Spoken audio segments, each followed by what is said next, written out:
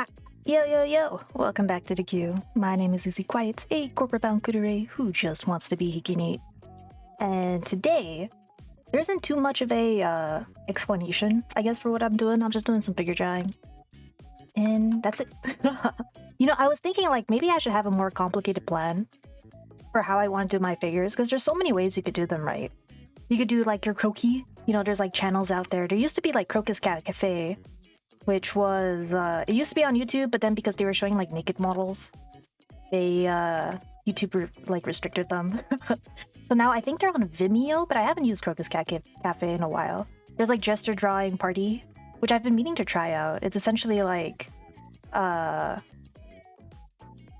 it's a pose tool, but you get to it has like predetermined times for you. It's like a YouTube video that you can watch to do your figure drawing, and it has like, I think it's like 5-minute figures, and you do like 5 sets of those, and then there's 10-minute figures, and then 21, I think. And I think it's done in like an hour. There's a few like YouTube videos like that where they use like real models and stuff, which are pretty cool. Supposedly to simulate that real life, the IRL figure drawing EXP that you get whenever you're doing figure drawing in person. But I'm not doing it in person. I'm using Numian's tool, which is one of my favorite figure drawing tools, in order to do these figures over here. And I like this tool because it like shows me the ground plane. One of the things I really want to train a little better is seeing more like the figures defined in 3D space. I think that's like something I struggle with quite a bit. I want to get better at it. And what better way than to have like a cheat sheet that tells you what the perspective is? Then you can like understand it a little more. I find this way to be a little bit better. I don't know why. But it helps me a lot. I used to also do the boxing strategy where I just drew boxes as the figures. That also helped me quite a bit. I'm gonna do it right now. Let's see, I haven't done this in a while. The box strat. I was looking like at my old figure videos, and I was like, holy shit, I used to do this all the time. And now I don't really. I don't really use boxes anymore. I just like draw lines for some reason. And I don't know why. I've moved away from boxes and have gone to drawing body parts as symbols for some reason. I think like that's the ultimate goal, to think of these shapes as like more simplified shapes, as opposed to boxes. Because boxes can be pretty inaccurate for describing the form, because our forms are a lot more rounded, like the rib cage is in a box, so to speak, etc., etc. Anyway, I'll be drawing some figures. My cat is in the room though, so I get the feeling my cat's gonna distract me. Usually I keep my cats outside of my room when I stream, so that they don't bother me. Because sometimes they like jump on my desk. I mean, they're cuties, I love them. And there was a period of time where I just sort of let them run loose. They would like come and sleep on my desk and stuff when I would work late nights, things like that. But they've developed the habit of doing that, which whenever I'm streaming doesn't always help me out, Isn't always like great. They come in and then they're like, I want to stand right in front of your computer while you're playing like a horror game and you're trying to run away from an enemy. It's not the best. It's not the best experience to have. I mean, like the cat's great. It's like there for moral support. As you're fighting like, I don't know, a ghost in Phasmophobia. You don't really fight ghosts in Phasmo. I'm trying to like think of a horror game I've played recently where I had to fight something. I actually don't think I've played many horror games where I actually had to actively fight a creature. It was mainly like running away from creatures. Like I'm trying to think of like, there was that new game that came out that I did not play called Ghostbusters Corp or something like that. I didn't play it. But I saw other people play, and I guess it's like an asymmetrical type horror game, kind of like DBD. But DBD, you don't really fight back, you just run away, right? But in this game, you can actually fight against like monsters and stuff. Against the ghosts, I should say, not monsters. Which is interesting. It's an interesting take, I feel like, to the Ghostbuster franchise. Is that what I should be calling it? I was kind of hoping for... Now, I didn't watch the Ghostbusters. This seems like I'm a millennial thing and I'm a zoomer. So it wasn't like something I watched. I kind of knew about it because it was like on TV when I was younger. And I feel like my teachers were into it. But I wasn't like personally into it. So I didn't like watch it. you know. But I think like they could have totally taken the direction of instead of like it being a 4 versus 1 type of game, making it a bit more story based. Like I feel like being able to allow your players, and maybe like keep it a co-op game too, right? Because people love co-op games. But make it as though you're going and you're trying to find ghosts. Like you're actually going to try and find ghosts. Like I feel like making it where you fight the ghost seems a little silly. Like sure, you can exercise them, you can add that feature in, but it's not always necessary. I feel like there's always this temptation to add like an exercising system in games like that. Like horror games, like where it's about finding a ghost. But I don't think you need to. I mean, Phasmo doesn't, right? And it's like a perfectly fine ghost. I don't think they need to add an exercising system at all, because most people can't even guess the ghost correctly. So, I don't think it's as necessary, right? Like a lot of people say, oh, it'd be cool, but I don't know. I feel like that's like not really what Phasmo's about, you know? But I think that could have been a direction they could have taken because it would have been more faithful to what the series actually is. For you to fight other ghosts seems a little like, I don't know, it doesn't seem like thematic to what the series was actually about. Now, I haven't seen an episode of of Ghostbusters, so maybe they like actually found ghosts and fought them, right? I have not seen a single episode, so if you guys know, let me know. But I don't know, it just felt a little random from what I've seen other people play. Also, it was like $30, so I wasn't like, I didn't want to play it. Yo, Husky! What is up, my dude? How's it going? I realized my TTS is off. My TTS! I turned it on. It will now be on. I have a weird setup right now. It's like I have my chat open. You know, there's like the overlay you can do. You can do like the overlay where you have chat overlaid with everything. But then there's the thing you can do where you have your chat open, and that's what I'm doing. Instead of having to overlay. The overlay is just so distracting. But I also have my figure open, right? My screen doesn't really allow for set things, you know? Jinx smack.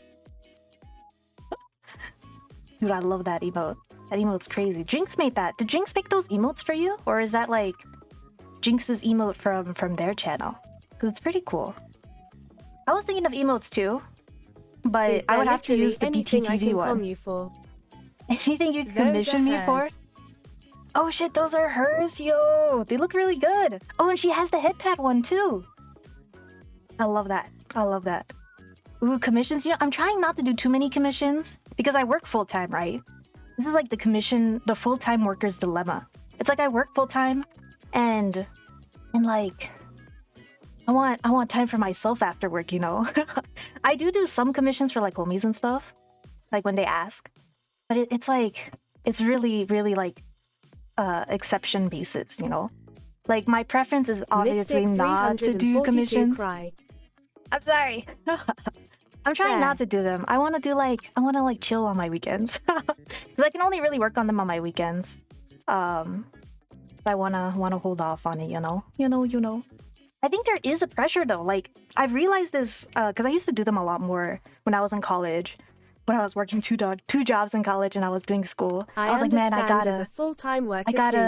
gotta do more because I don't know, maybe art isn't as valued as a skill. So to tell your parents that, hey, you know, I can't go to this family gathering because I want to do my personal projects on my free time. They don't understand it. But when you're like, I'm doing a commission, they're like, oh, okay, it's work. Understandable. There isn't like respect for that.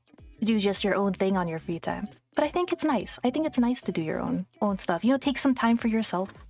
You know, it's in my elder years that I finally understand that it's okay. It's okay to tell people that you don't want to hang out with them or that you want to take time for yourself, because that's valid. Yo, you get it too as a full-time worker. Yeah, dude, you gotta take time for yourself. You gotta chill.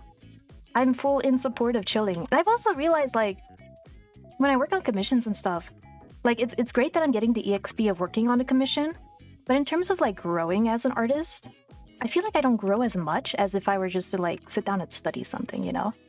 Like if I were to sit down and like study suits or abs, which is what I've been doing like these past few weeks. Like if I do them as a commission, let's say somebody asks me to illustrate a really good pectoralis for them, right? It takes me a real long time to do.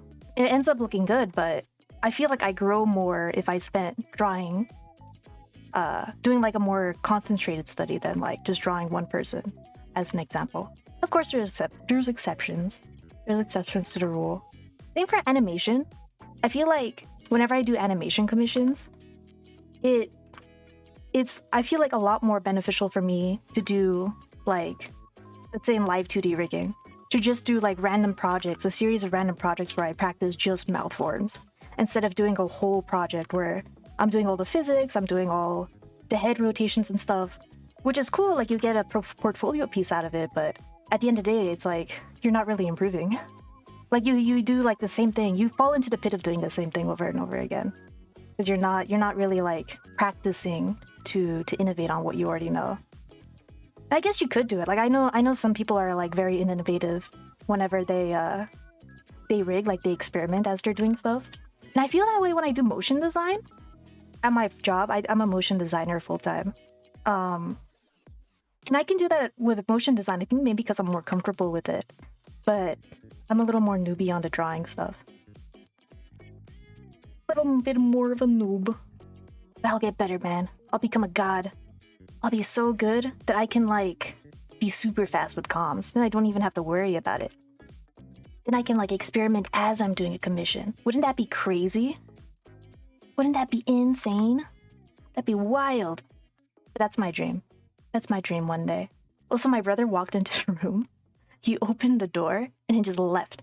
He does this a lot. I feel like a lot of my family members do this. It's like they walk into my room, right? Open the door and then just leave. Like, close the door, please. Close the door before you go. I just want the door to be closed. Do you not understand this? I can like, they can't hear it, right?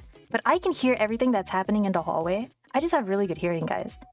And so it's like, it's kind of like annoying when I hear people like just walking in the hallway or talking really loudly. And in my head, it's like, shit, can a mic pick that up? You start worrying about, oh man, are they gonna hear like my parents talking like in the background? But obviously you guys can't pick it up because there's so much of a noise gate. But it still like makes me, oh shit! Dog just tipped Fluffy! Yo, thank you for the donation, dude. Dog? Who's dog? Is that you, Fluffy? Thank you. Oh my god, you did not have to tip me. Holy shit, bro. You a real one. Oh my god. Oh my god. 11 husky knife. Thank you, bro. I appreciate it. Yo, that's coffee I can buy. That's crazy. I'll think of you the next time I buy coffee. I'll be like, man, this coffee was from Fluffy. Fluffy got this coffee for me. Holy shit. Thanks, bro. Oh my god. Oh my god. That's crazy. Wow. What have you been up to, Flusky? Oh, wow. Flusky. I mixed, like, the FL from Fluffy and then the Sky from Husky there. How have you been? How's everything going? I saw you were playing League with Des yesterday. That was fun to watch. That was a pretty cool stream. It was a little intense. Many but do League that because does... it's cute. But it is League, right? League gets a little crazy like that. Yo, I just found out one of my friends was like linking me this thing in League where you can like customize your maps. You can customize Summoner's Rift to like, you can actually add a skin to it. Now, apparently it's not like 100% supported. Like Riot sometimes tells you not to do it. You might get banned for doing it. But my friend has been doing it and he's been sending me screenshots and I was like, holy shit. You can play as like a whole life character instead of playing as the champion you're picking. It's like, it's the champion, but the skin is different to where it's like a different character. And I was like, that is so funny. How come Riot has not done this anymore? Or done this before? Like instead of having the champion that you're playing, let people customize the skins to where you can have like custom characters. I think that is like, that's so good. That would be so funny, dude. Like imagine you're playing I've been on a non-announced hiatus and you're because playing... once I started working again, I've been more busy and have had less emotional energy to do much outside it. I get you, my dude. Dude, yeah. A non-announced hiatus. Yeah, I mean, work does that too. It's like, it is pretty difficult. I was talking to my friend about this. You know, like in Sims? You know, in Sims, whenever your sim is like overworked and they have to like regain passion. I think about that a lot when it comes to work. Because like work can be so soul draining sometimes. It can be like insanely soul draining. Cause you just want to like, you want to do like stuff that you want to do. I did not know that was even a thing for League maps. Cool. Yeah, it's like a thing you could do. Now, I don't recommend it because apparently people in Korea have been getting banned for doing it. And apparently it's not actually approved by League to do, like actually change your characters and add like these add-ons to treat life like Sims. That's an interesting perspective. I'll try it. Yeah, dude, you just gotta look in a mirror and regain passion. That's all you gotta do. Nah, bruh. I feel like it's Sims are robots. They're not real people. I was actually watching this like this thing about how our corporate system sucks. I mean, like everybody knows this, right? It's like the meme, everyone knows that corporate is disgusting, but nobody really does anything about it. You're just like, yeah, you know, 9 to 5, haha. What a great system. Everybody knows it's ass. But, you know, they were talking about how like the whole grind set mindset thing is just not viable because of how emotional creatures humans are. And so it's just not a thing that can work out, you know, in the long term. Like every now and then, I know that I do grind set mindset whenever I'm drawing. I'll like go into these spurts of just drawing for 16 hours. Yup. And it's like, it works, but it's not something you can like keep up for a very long time. When I work in conferences for my job, but I used to travel a lot. Like last year I traveled quite a bit for conferences. And it's like, it's painful. At first it's like, oh yeah, you know, you're flying, you're having a 9-hour flight, and then you're gonna go wake up at 5 a.m. after your flight to go to a conference floor, and you're gonna have all this fun. It's gonna be great and surreal, and you're gonna talk to all these people. But then like by your 5th conference, you're like, oh my god, I'm so fucking tired. Holy shit, bro. This is disgusting. How do people do this? I had this one coworker who he travels way more than me. He like traveled like every week, which is insane. I traveled like once a month, you know? I didn't have like that much of a traveling expectancy, but he would travel like, he was the AV guy, so he would travel every week. And he would like, he would travel one place, stay there for a week, go back home, do his laundry, and then go back on a plane. And I was like, dude, you need a raise. What is going on? How are you alive? And he was so tired all the time. I felt so bad for the guy. And he still does it.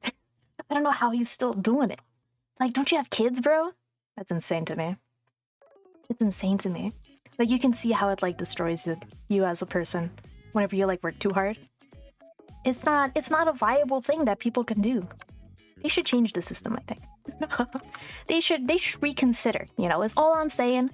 All I'm saying, you know, might be a good option in the future to not do that. Yeah. I think things are changing though. Things are getting better, right? But it's hard to gauge what exactly better is because it's not exactly the improvements that we're looking for. I think in the company I work at, when I hear about the horror stories some of my coworkers went in the past. Preserve body clock, so I will lurk. Okay. Have a good night's rest, dude. Please sleep. Please rest. Thank you for stopping by. And thank you for the donation. You're a goat. You're an absolute goat, dude. Yeah, I forgot what I was talking about. Holy shit, corporate, man. Corporate. It can be like fun sometimes. It can be exciting. But it's also like kind of sus, you know? It's like kind of sus. It's a sussy thing. Also, I'm gonna like BRB for 1 second to close this door. I can like hear people talking outside and it's bothering me. Bothering me. BRB!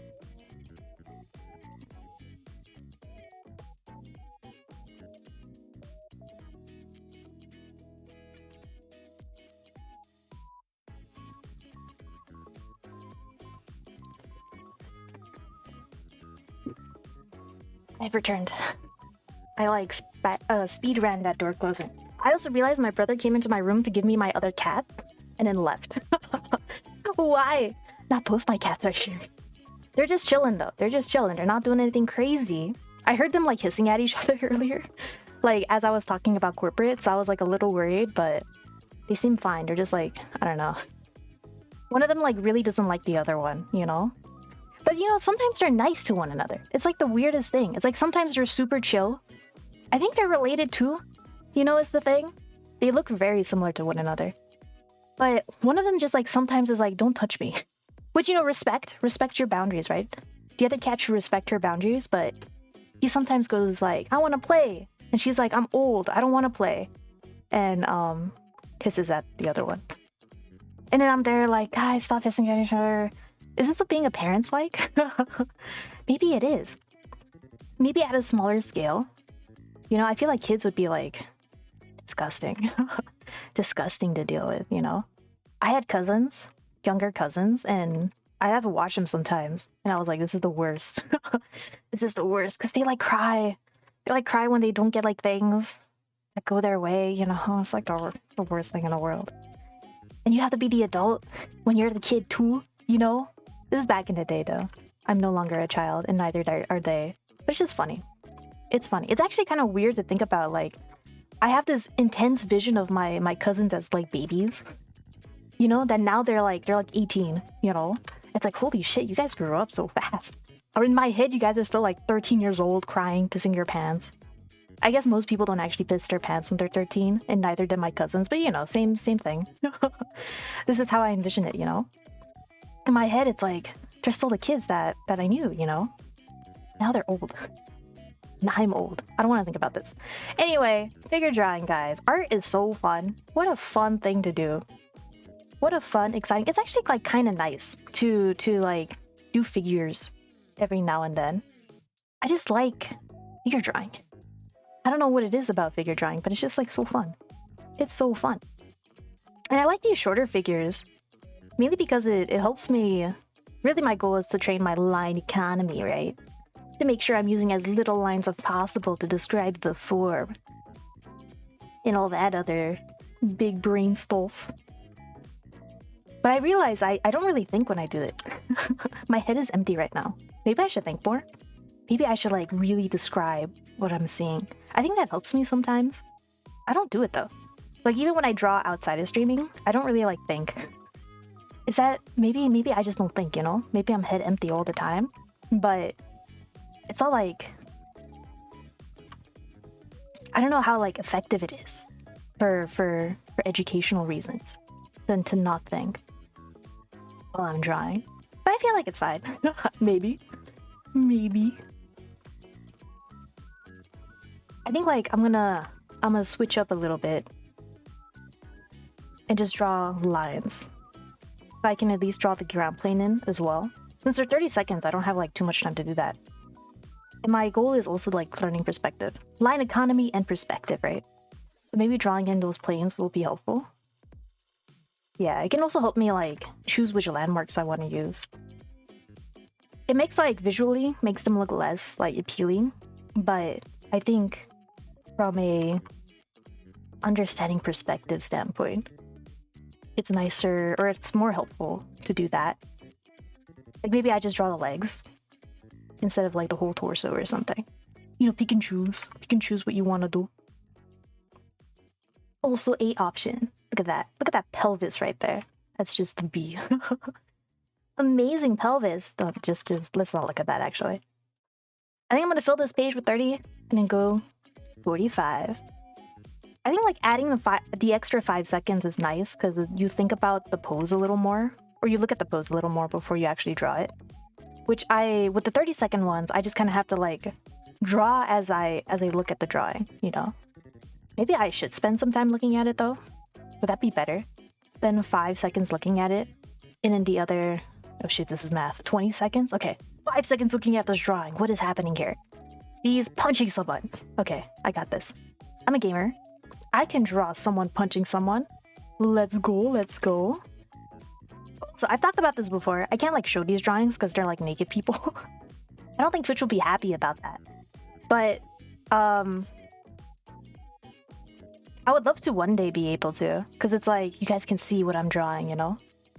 You guys can see what I'm doing over here and how maybe it's actually pretty for the best because I'm not being very accurate over here. You know, I'm not being like the most accurate. Also, I know I said like 5 seconds ago that I'll look at the drawing and totally did not. Okay, I'm gonna look now though. I'm looking right now. I see a butt. This butt goes like this. Okay. I have looked at the pose and have decided that this is how it works. This is an interesting angle though. It's like I'm looking from really directly below this perspective. Not anymore though. Now we're looking at a different pose. Okay, 5 seconds. Done. Done. I looked at the pose before I started drawing it. And it doesn't really like give you that much time to actually analyze what you're looking at. It really is just me looking at the pose. I know. Don't you hate it when your drawing like runs off the page? Don't you hate that feeling? It's like the worst feeling in the world. But okay, it's okay. I'll improve on it. Oh, I'll get to the proposal. 30 seconds. 30 seconds on the clock. Wait, 5 seconds looking at it? Okay. I did not look at it at all. This is crazy. Maybe this is the plight of 30 seconds, you know? 30-second poses are just like this. Ooh, but this leg is nice. This is a nice leg. This is a really nice leg. Okay. Gonna do this. Gonna do this. And like this. Perfect. And like this. Wow. You know, people are kind of like boxes. Not to get like existential over here, but a lot of these characters look like boxes. I wonder what that is about, huh?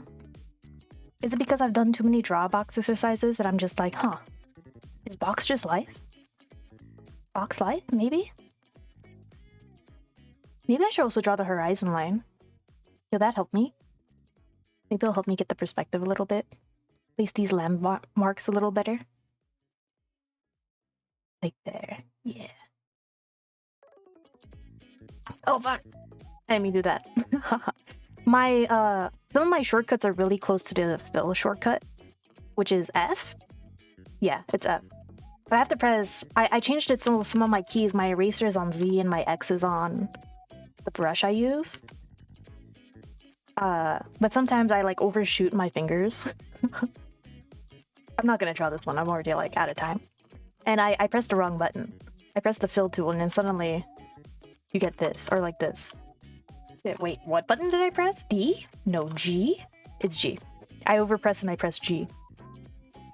You know, you would think that over time, right? Over time from pressing Control Z so many times that you would just like memorize it instinctually where all the keys are on your keyboard. But, you know, life doesn't work that way. Life is far too chaotic for you to actually instinctively remember 100% things that you have used constantly. Life just doesn't work that way. Really, it's all about chaos. We're here for the chaos, guys. Do you mean structure? No, no, no, no, no. Chaos. Ooh, I kind of like this one. This is like a top view, but everything is like in its own square. You know? Like everything is drawn in its own square. Like this tool, it shows me where everything is on... it shows me like the perspective line. So it like... I can like kind of use that to gauge if I'm putting the landmarks in the right place. Which can be helpful. Like over here, this is the horizon, right? And you have like the ground plane down here. It goes, you know, it gets shorter actually, the more it goes closer to the line. But you can like see, oh, okay, this leg ends over here. And this leg ends... I lost where the leg ends. Because now it's a new pose. But then sometimes you get poses like this, where you guys can't see it, but where it's like a total bottom pose, like you're looking up underneath the character. So there are no guidelines. You're just like looking at air. You know, I see underneath this character's feet. I think like doing poses like this has helped me draw characters in perspective though, quite a bit. Like even in perspectives that I don't imagine myself ever drawing. These figure drawing tools like help me, you know? And over time they like repeat after a while. After a while you're drawing the same pose over and over again. But even that is like helpful, right? Because it's like, oh, okay, I've drawn like 500 different poses. I get another chance to try this pose and see if I can draw it a little better. You know, this character has booba, so I'm going to draw in the booba. I know I did not draw in the booba for any of the other characters, but it's important. You know, it's important to draw it in. Important asset. I'm moving on. Where is this now? We got a perspective line. Let's go. Let's go. We're gonna draw it in. It takes like 10 seconds to draw these in. Which, pro and con, right? I'm spending more time thinking about the perspective, but I don't get to like draw in a significant amount of the figure. For the 30 seconds. then I'm drawing it. New pose. We're almost done though. We're almost done with this page.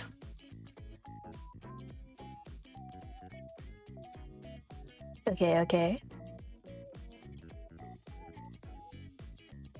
Interestingly enough, this is like a straight back pose, like you're looking straight at the person's back. These are significantly harder for me to draw for some reason.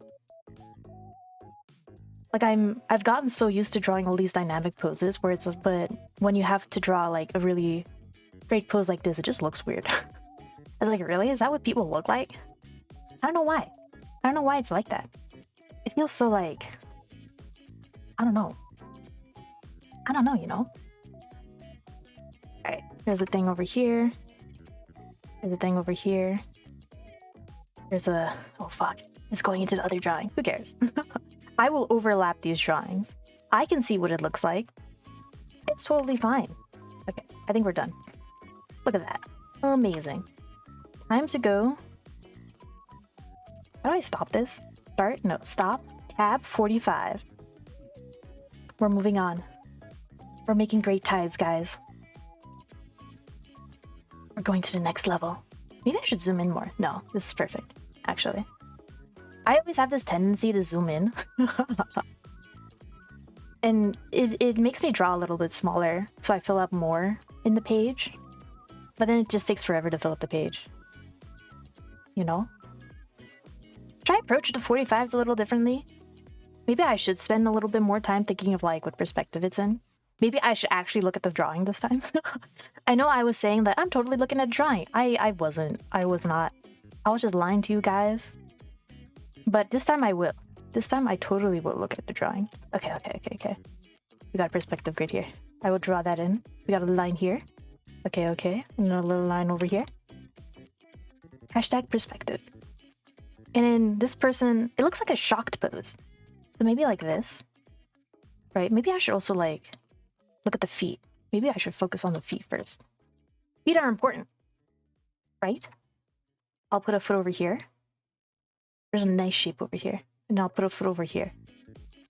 I'll do this. And then this. And then this. And then we'll draw the pelvis. This is the pelvis, guys, trust. And I'll do this and this. And this. Yo, look at this. Crazy. Let's try this again. Let's try this again, okay? This. Yo, this is gonna be crazy. I'm about to amaze all of you. I'm gonna do a line over here for the leg. I'm trying a different approach this time. Then I'll do this. And you got a booty. I'll just draw this. There's this guy on YouTube. I think his channel's called Hide Channel. Hide? He's a Japanese YouTuber. And he does a lot of these drawing things. And he draws like, I don't know what to call it, like really simplified characters. Very anime style. Like I hate saying anime style, but very anime style characters, you know? And the way he draws them, it's like, it's so simple. It's so like crazy simple, but it looks good. How does he do it? Man's a mad lad for sure. And he does like tutorials and stuff. They're in Japanese. I don't speak Japanese. But I like sometimes turn them on and I'll like pretend to actually understand. Be like, naruhodo, when I don't actually get what they're trying to say. But like sometimes when you just look at them draw, it's like, oh, okay, I kind of get it. I get the idea. I get the idea of what they're trying to say to me. I get like the notion of what these words may perchance mean in Japanese when you actually don't really understand what they mean. And then you use like the YouTube auto translator if it's available. Sometimes it's not available and you just cry. But sometimes it's available and it translates it incorrectly, right? 95% of the time it's an incorrect translation. But you kind of can get a general idea of what the guy is telling you based on those translations, you know? It's great. It's so educational. Anyway, I just want to say, he's a good artist. I love his art. There's so many good artists out there, dude. It's crazy. It's a lot harder, though, I feel like, to find artists nowadays that I like. You know, like when I was younger, I used to know so many artists by their name and stuff. Especially when I was in college, I was really into like fine artists. I was like, oh, yo, there's that Hampton method of figure drawing. I was like so into it. I was like, oh, this person's a student of Vilpu. You know, things like that. Right? Oh, this person uses the Riley method. Or this person is like, is studying off of the Loomis method of head drawings. You know, I was really into diagnosing like the different, how do I say this? Like popular art teachers, I guess. Like this person takes courses with Ahmed Ardouri, right? Aldouri. How do you say his name? I'm sorry for mispronouncing it. Etc. etc. But it's not as, I don't know, it's not as common anymore. Like Proko's putting videos out. Maybe there just aren't that many art YouTubers anymore. I don't know. I haven't like checked. Like Ethan Becker still makes videos, right? I don't think Tom Fox does anymore. Did Tom Fox ever make videos? Modern Day James doesn't make videos really anymore. Like they do their own kind of thing. They have like their own course right now, right? That they follow off of. But I think after a certain point, artists just like, a lot of these art instructors just started repeating each other.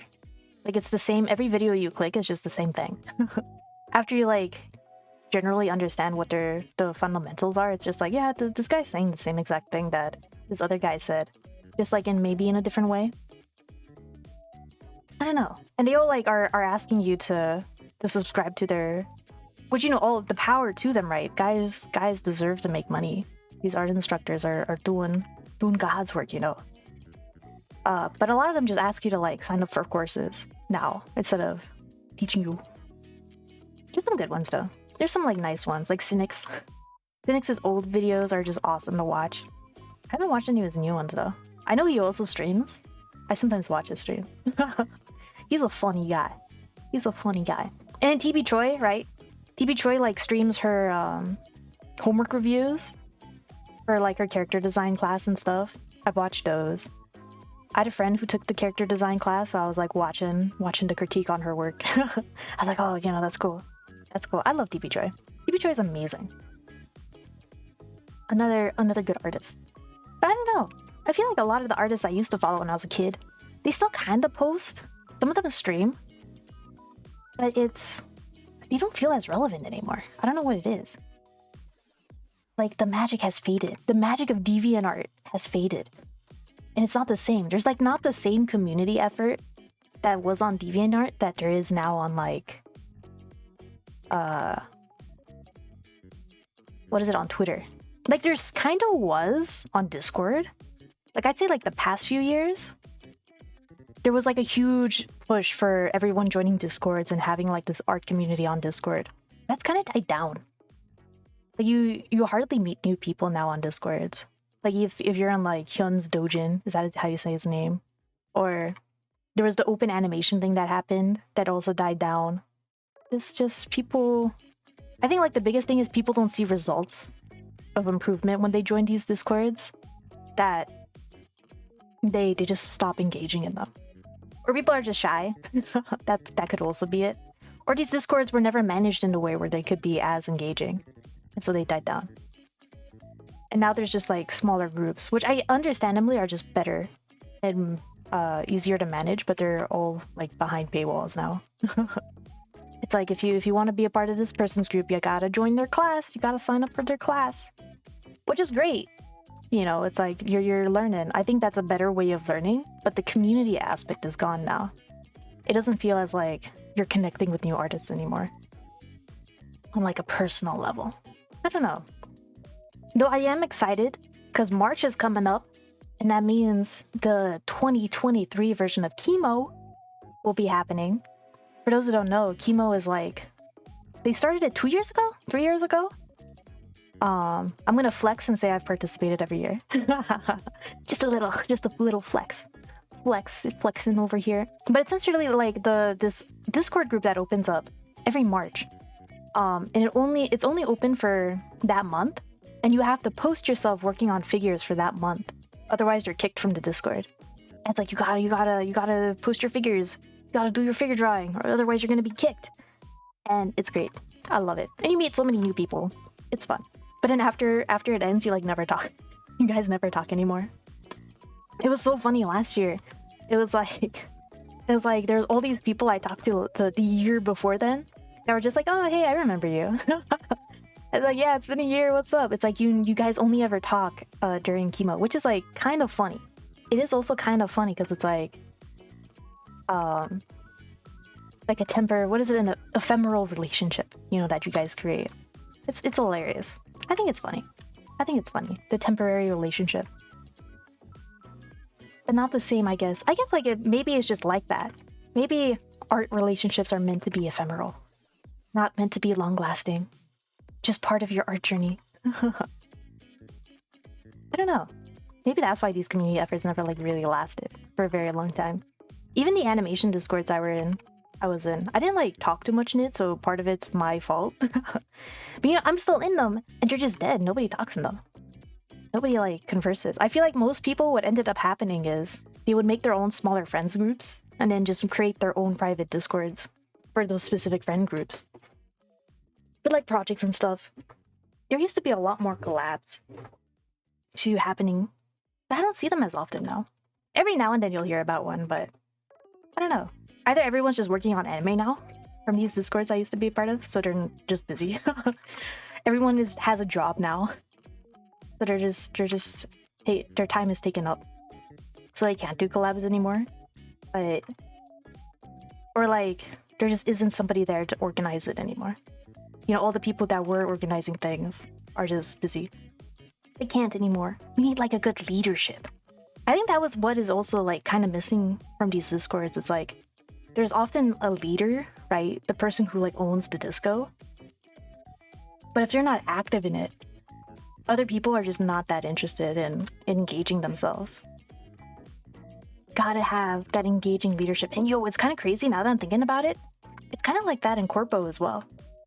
It is like that too. I've had a couple CEO changes in my company that I work at. Like we've had a few changes in CEOs. And it shows. Like we have a pretty good CEO now. She's amazing. I love her. And it already shows how much of a difference there is because I've had 3 CEOs prior to her, same company. And I haven't spoken to any of them before her. Like to have the chance to actually talk to your CEO just changes things about how you feel about your company. Because previously it felt like, I don't know, I do animation, I guess, for this company. I don't really care. I just go clock in, clock out. But when you talk to you, I don't know. It feels like when you get visibility with higher management, then it feels like you're more involved in the process. You're not just a cog in a wheel, even though you are, regardless. It feels more like community. It feels nicer. I don't know. A nice touch, I think. Gotta get those good CEOs. Gotta get that good leadership, guys. That's the hack. The hack to a sustaining community relationship is just good leadership. I think there's like an element of good community too. Like having people who do want to engage and participate is a good thing as well.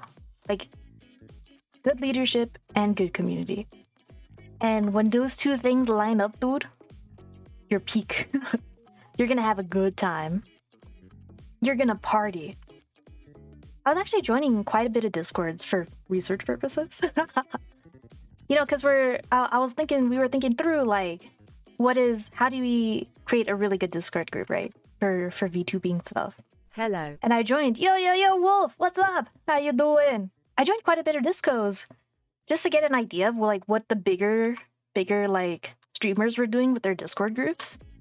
And, you know, I'm in them, but they don't really, like they don't talk at all in them, you know? Like it's more of a Discord group for the people in that community to talk to one another, which is fine, right? Which is like, okay, valid. It makes sense that they wouldn't engage because they're so busy all the time. But it's like they're kind of dead zones sometimes. Like the same 5 people are talking. You know, you got the mods who are constantly talking.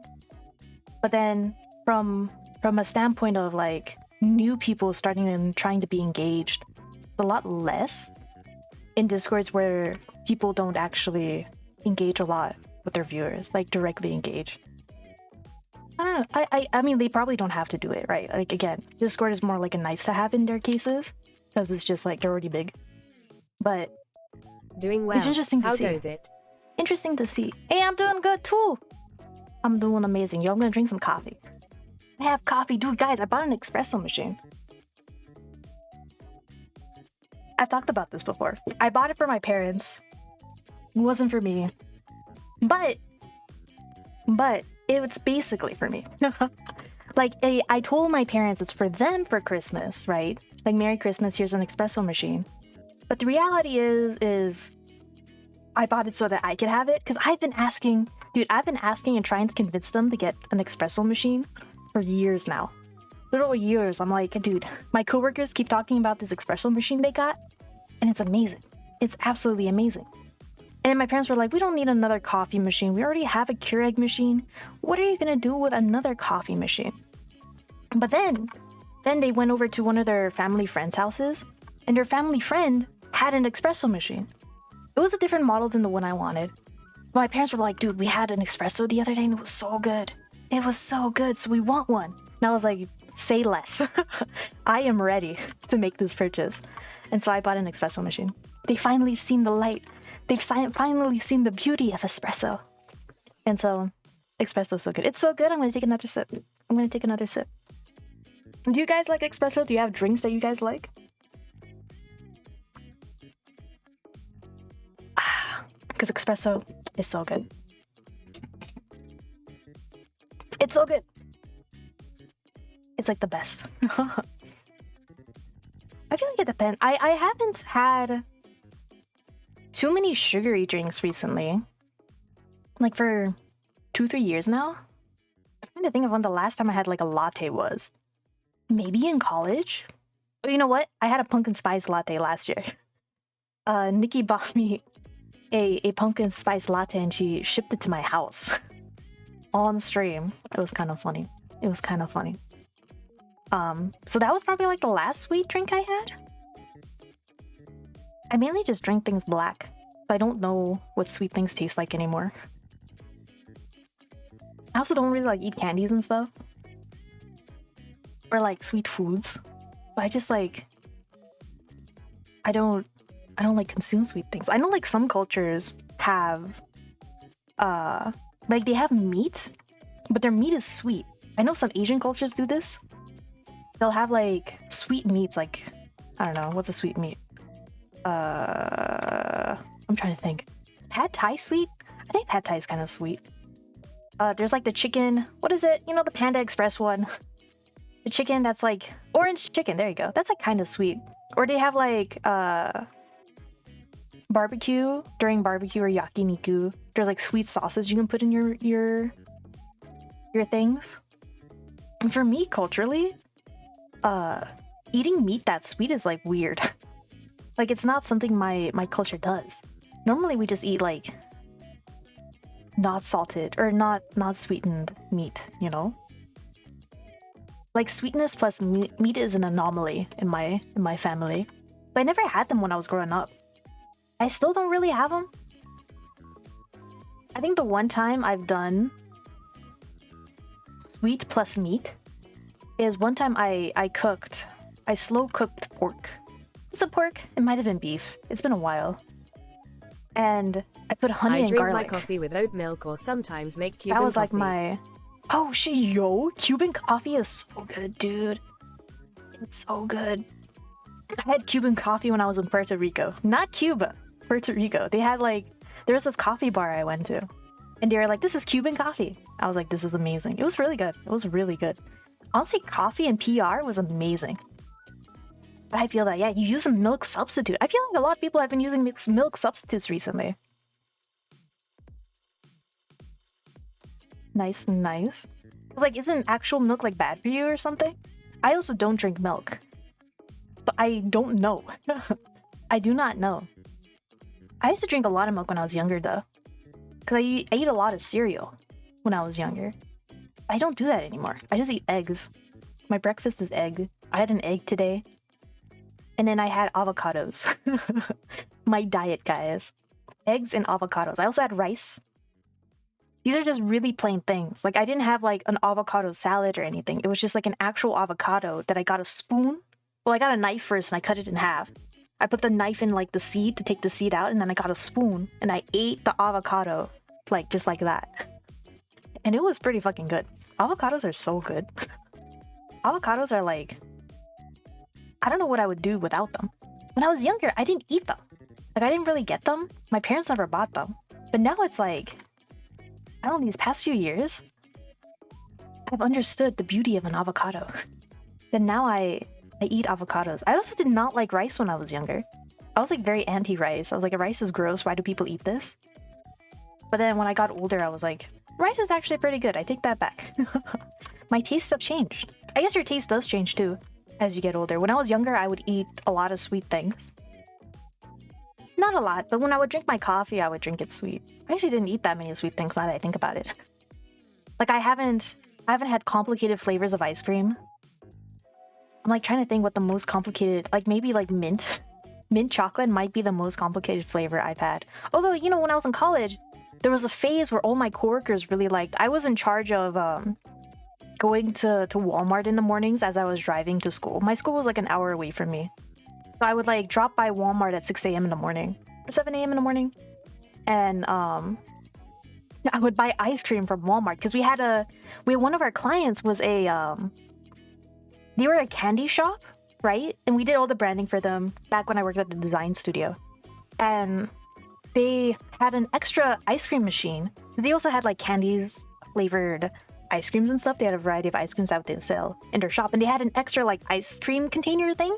Like, you know those freezers that are like on the floor and you like, they have like these glass doors that you can slide to the side to pick out ice cream from.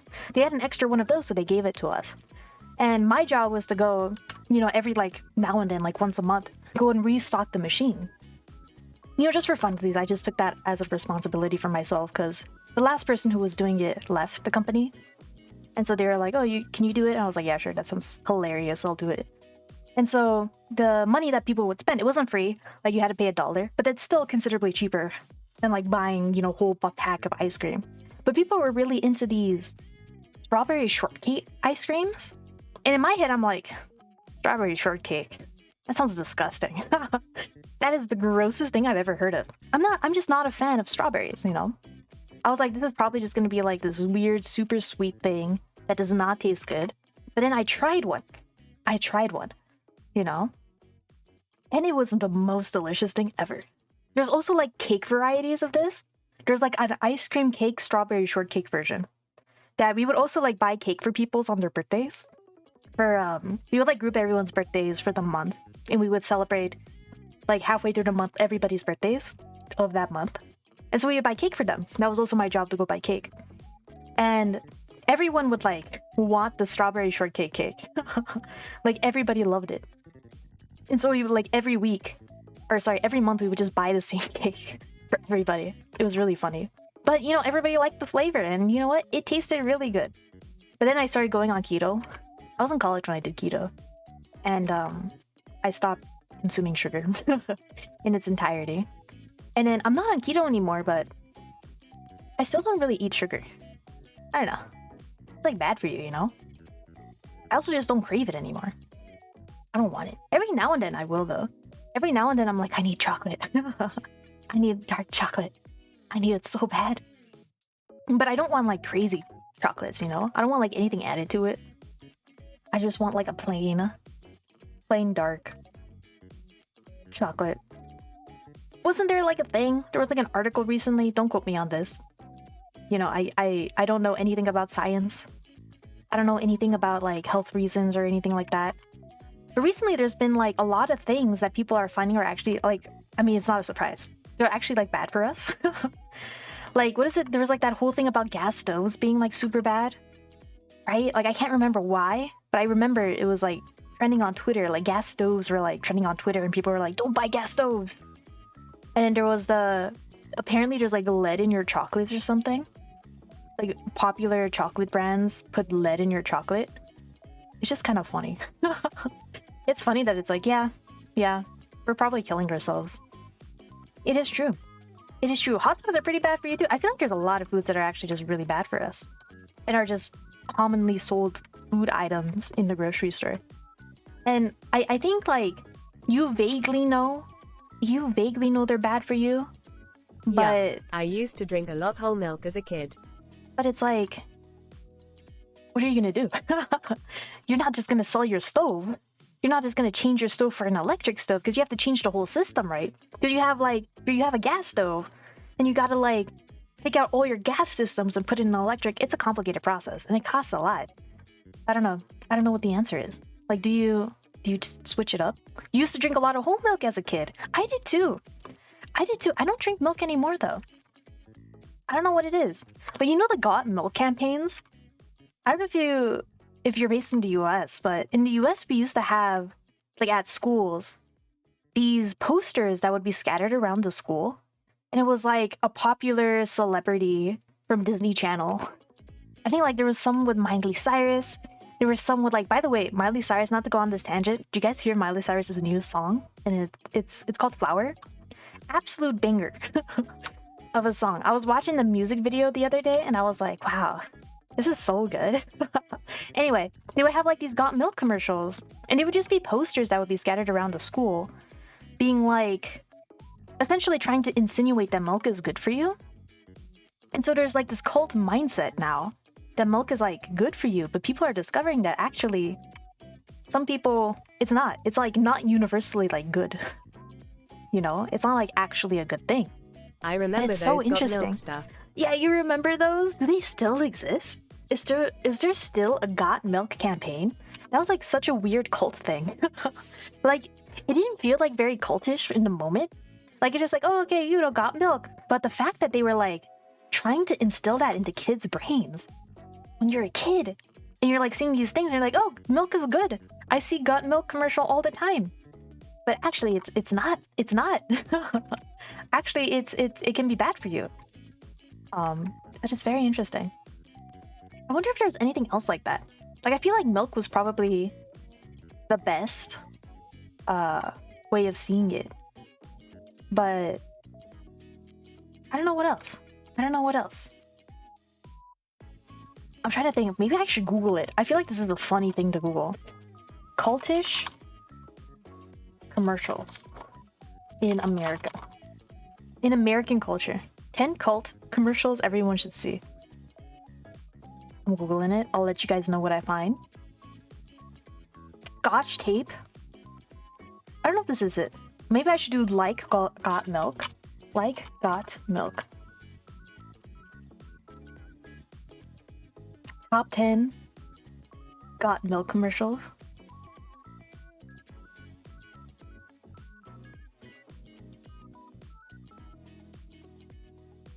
I'm reading an article now, guys.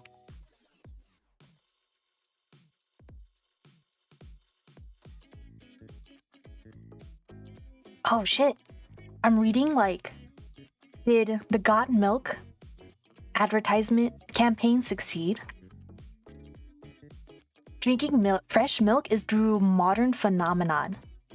It wasn't until refrigeration and pasteurization brought fresh milk to the masses in the early 20th century that Americans drink milk without worrying about getting sick.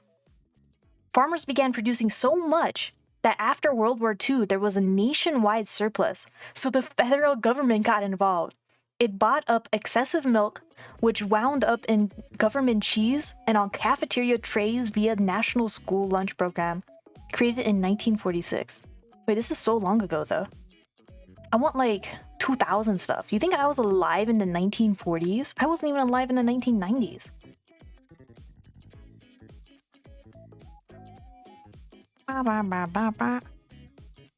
This doesn't help me. I can't find anything, guys. But if you guys have any, like, cultish commercials that you used to, like, believe because of advertisement, or, like, facts that you just thought were real because of advertisement, let me know. Because I probably used to believe them too. Maybe I still believe them. I don't know. I don't know what else. Like, what's a weird thing we believe that just isn't true?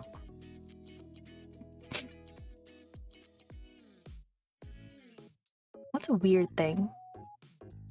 Like, this has nothing to do with commercials. But there's like the notion that if you cut your hair, it grows back thicker. My parents used to tell me this all the time. Like if you cut your hair, it's gonna grow back thicker. It does not happen. And thicker and darker, right? I don't think that's true. I really don't think that's true. But I don't know enough about science to like confirm nor deny it, you know? I really don't know. I feel like I googled it once and they were like, scientifically this is not true. And I was like, okay, I believe you. I believe you. Or what is it, shaving?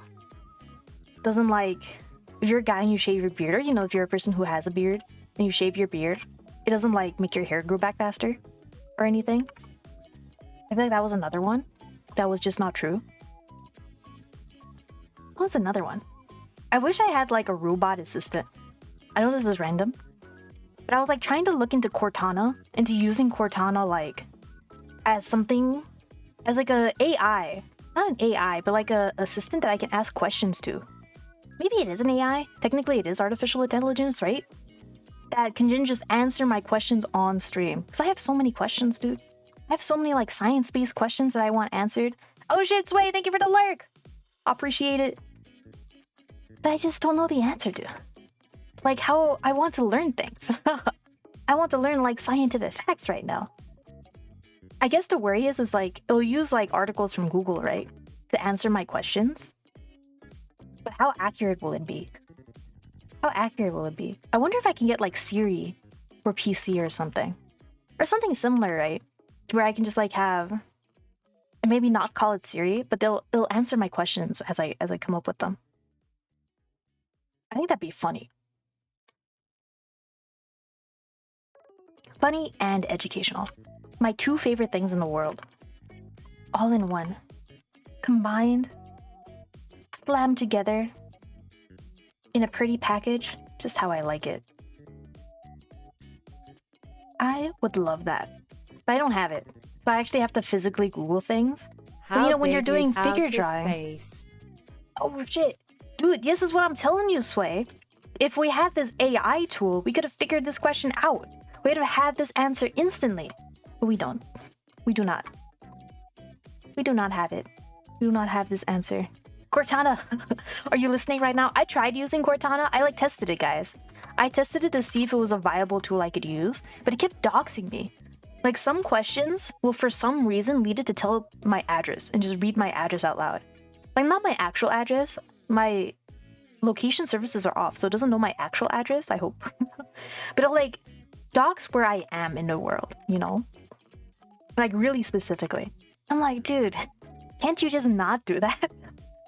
Like sometimes it'll misunderstand my question. I like was asking questions about pizza. And then it started like giving me an advertisement. Like if you want to buy pizza, you can go to this address that's close to you to buy pizza from X place. The address is, and then it names the address. I'm like, dude, what the fuck? First of all, not sponsored. We are not sponsored by this pizza place. Why are you? I just want to know what you put in pizza, you know, as an example. It felt so silly. Anyway, if anybody knows about a tool like this, I'm looking. What is it? There's like chat, GLT, GP. I've been hearing about this chat tool that people have been using. That's like apparently this AI chat tool that can answer any question you have. But I don't think there's like a talking version, you know? Like it doesn't talk to you. It doesn't like act like an entity that can join your stream and like have a conversation with you, you know? That would be funny. That would be so funny. I think it'd be hilarious. Like essentially you ask questions and then it Googles it for you at the spot and tells you the answer. I think that'd be great because I don't want to Google things. Like what's the other one? I'm trying to think of all these household devices. Like it exists, right? But I'm surprised there isn't like SMH Cortana. Yeah, SMH Cortana. Or Cortana just sucks. I just want a better one, you know? Or like one where you can customize the voices, you know? Like a customizable ask questions and it answers app. That'd be great. That'd be fantastic. Because I want to know how big outer space is, you know? Like we could know. We could have known this by now, Sway, but we don't. We don't. I could Google it though. Do you want me to Google it? How big is outer space? I'll Google it for you. Let's see. There's a limit to how much the universe we can see. The observable universe is finite. That it hasn't existed forever. This is according to swinburne.edu.au. It extends 46 billion light years in every direction from us. While our universe is 13.8 billion years old, the observable universe reaches further since the universe is expanding. So infinite? I think the answer is infinite. Nobody knows exactly how big the universe really is what Google is telling me. Yo, there's some nice pictures. There's some nice pictures over here. Yo, what does this even mean? There's like a cone? I don't understand this. There's like images. Anyway, that was cool. I now know the answer to this question, in that it's that nobody knows. Nobody knows the answer. That's the answer. I got you, Sway. I'm your Cortana. I'm your Cortana, Sway. That's crazy. Maybe I'm that tool. But then I want that tool too. Yo, you know, I just thought of something. Isn't that crazy? Like one day, when AI gets powerful enough, won't it want an AI for itself so it can like impart the ability to search things up to like another AI? Will that ever be a thing? Like, will AI eventually get bored of learning things that it will just require to learn things, other AIs to help it learn things? And then, I don't know, I just think that's crazy. Like, it gets so tired of just learning things that it like thinks it's easier and more efficient to use other AIs in order to do that knowledge stuff. Like, it gets its own Google, you know? Kind of crazy. There's that AI VTuber too, right? Nero-sama? I thought that was so funny. She got banned off Twitch recently, right? Which is another funny thing. I don't know why. I don't know why she got banned, but I heard she got banned. That was like crazy. It was so funny to watch her streams. She would say like silly things. Like, a lot of it was just incomprehensible. And she was like obviously a super god at Osu. And I was looking at that and I was crying because I suck at Osu. I was like, holy shit, how the fuck? How the fuck does... I mean, he's a robot, but still. Still kind of crazy, you know?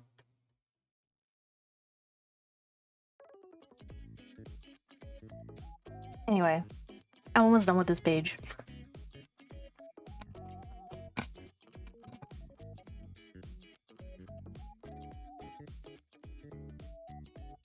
This is another weird pose, though. I shouldn't say weird, but maybe slightly more difficult for me to draw. It's like a pose I'm looking down at, you know? I think like drawing the abdomen helps me quite a bit, though, in placing some of these landmarks a little better. I don't know why. I can't like explain it, but when I draw the anatomy, right, and I just kind of imagine what it would look like in this perspective, it helps me a little bit more in drawing in that perspective. Because it's like, okay, this is what the quads look like, right? And it's like, in this perspective, this is probably what they would look like. A more inventive approach, like I know I'm drawing from observation, but there's an inventiveness to it that I'm trying to incorporate. I don't know how successful I'm being, but it's like kind of there. It's like kind of there, you know? It's like stuff is happening. I don't know how accurate I am, but stuff is definitely, it's cooking, you know? As for some reason is a phrase that's super popular recently. I wonder why. Like it came from, what was it called? Breaking Bad, which is a pretty old show. But for some reason, the past like year, people have been watching Better Call Saul and then Breaking Bad. Like, these are old shows that ended a while ago, but for some reason everyone just started rewatching them again, like at the same time. Why? Like, I guess there's also an audience of people who have never seen it before and are watching it. But there's so much media out nowadays that it makes you wonder why people go back and watch these shows again, you know? And collectively. Like, if it's somebody like, oh, I'm gonna rewatch this show, whatever. But for everybody to go and do it at the same time is just weird. What is this weird natural phenomenon that just happened? And because of that, all the memes that were surrounding these shows came back to life. Hence cooking. Let him cook. I think that's just funny. It's a silly little thing that ended up happening. Couldn't have happened, I think, without Twitter, probably. Because that's where all the memes came from. Maybe they came from Reddit. I don't know. I don't know their origins, really.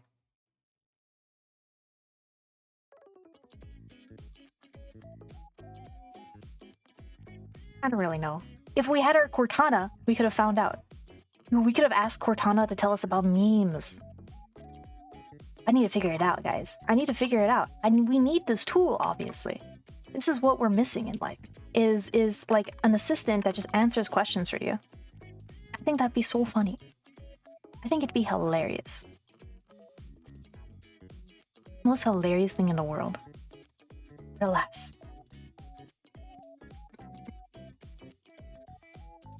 We do not have it.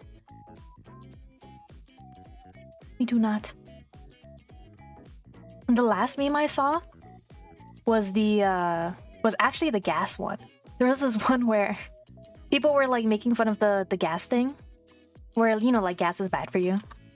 And it was showing like comparisons of like different generations. There was like Gen Z, there was millennials, right? And then there was the boomer. Did boomer come ever before millennial? I think it did. And like boomers had, I forget what it was, but millennials had asbestos. They had like an asbestos problem. Gen Z has gas as a problem, and then boomer had another problem. That every boomer's like filled with this thing. Gen Zs are filled with this thing. Anyway, I thought it was funny. It was silly. Good meme. Good meme. I love memes. I actually don't consume memes that much. On my Twitter account, I mute every like meme account and my friends repost and stuff.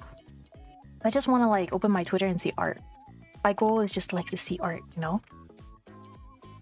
I don't want to see memes.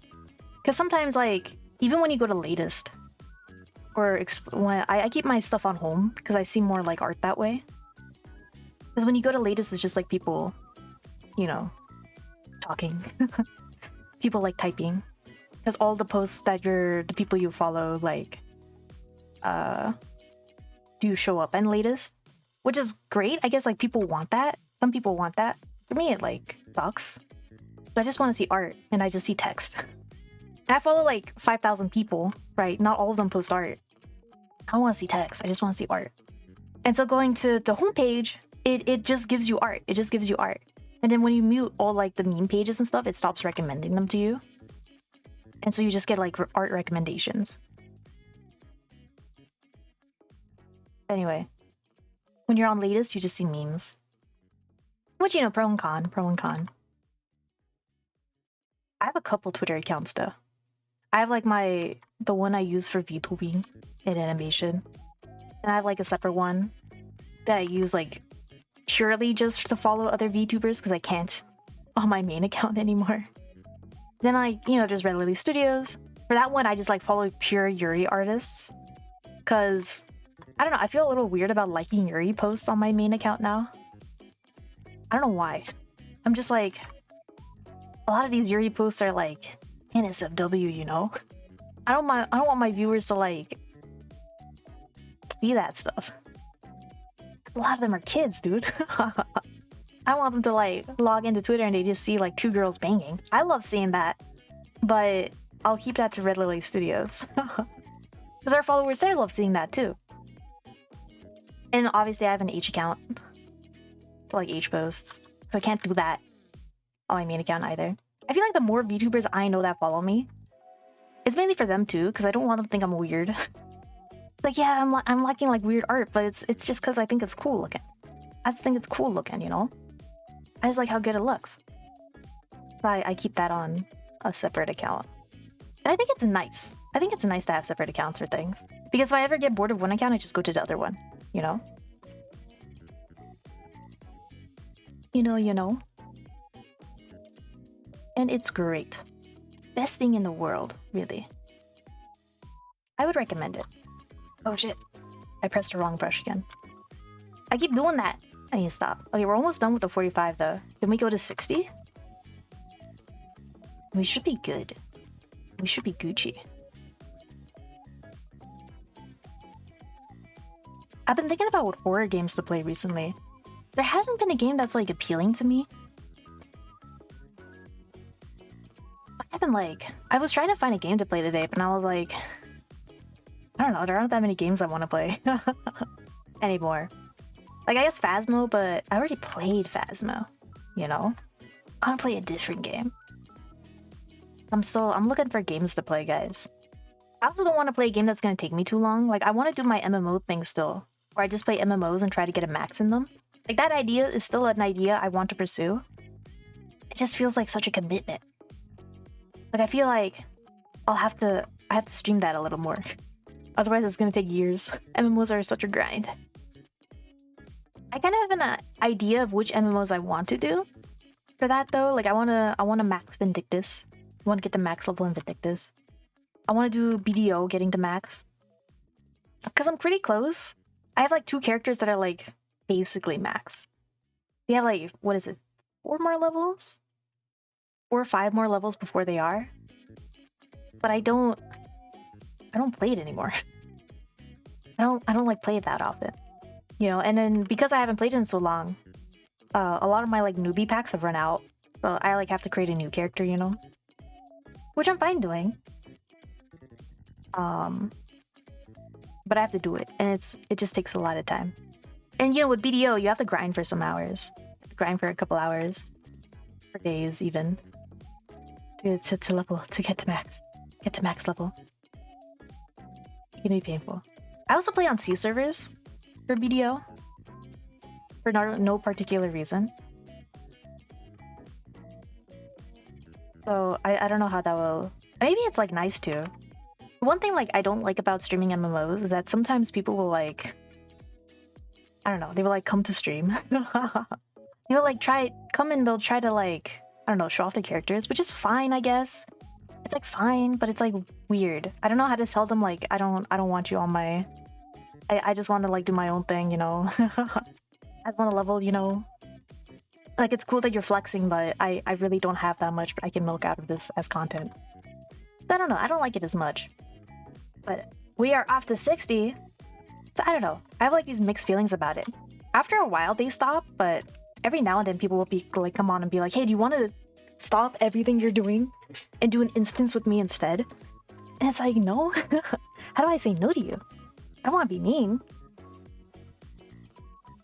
But yeah. Especially like I like to enjoy MMOs. Not the most efficient way to level. Like there's really efficient ways you can level up in games. Right? I try to find the funnest way to level up. Which for me is like enjoying the story. And doing like the main quests and stuff.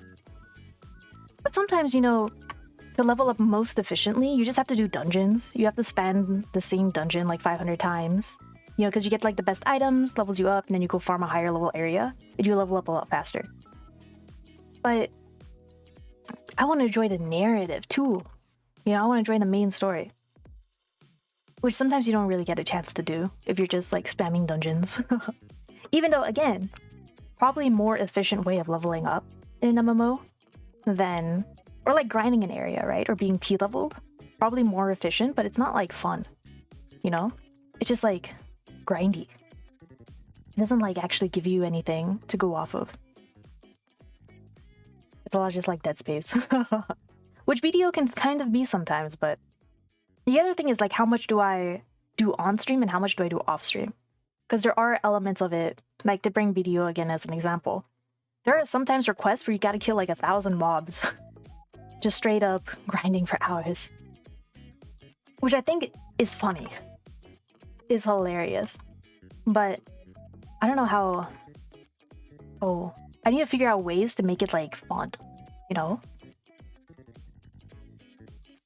So that if I do stream it, it's like fun for people to watch.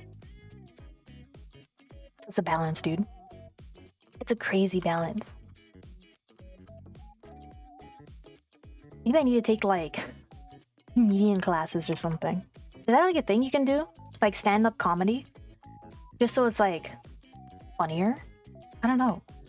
I don't know what the strategy would be. I think for people who play the game, they probably like prefer playing with you, right?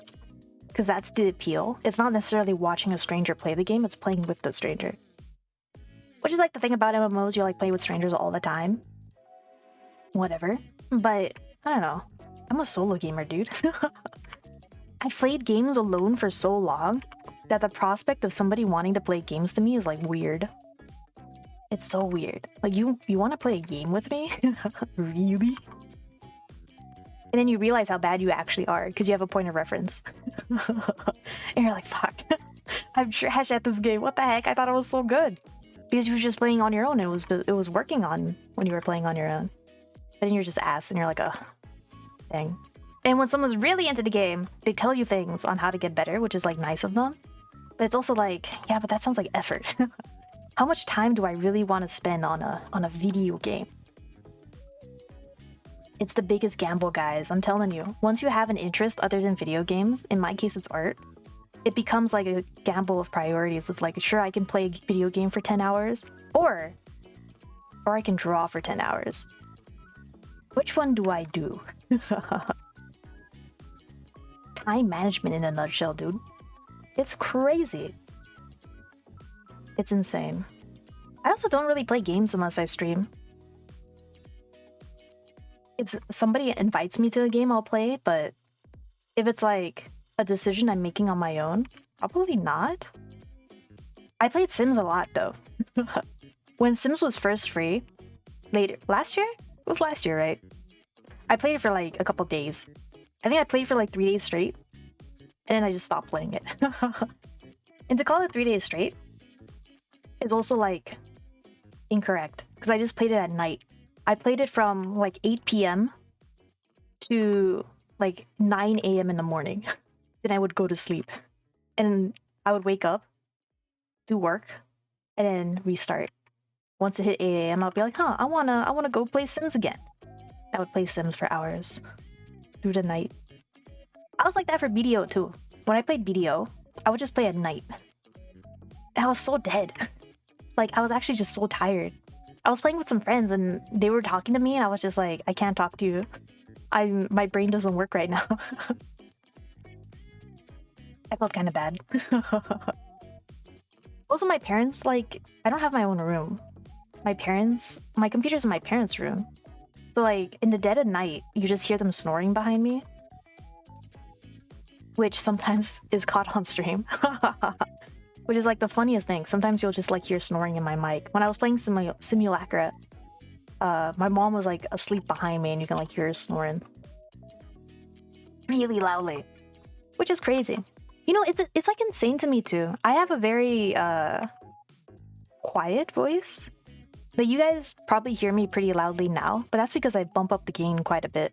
I actually talk a lot more softly in real life. In real life. Even when I do like the gamer voice, like, hey guys, what is up? You know, I'm actually speaking very softly. I'm not like yelling or anything. And my mic has a hard time picking me up sometimes. Sometimes, like, I'll say things and the microphone will just not pick it up.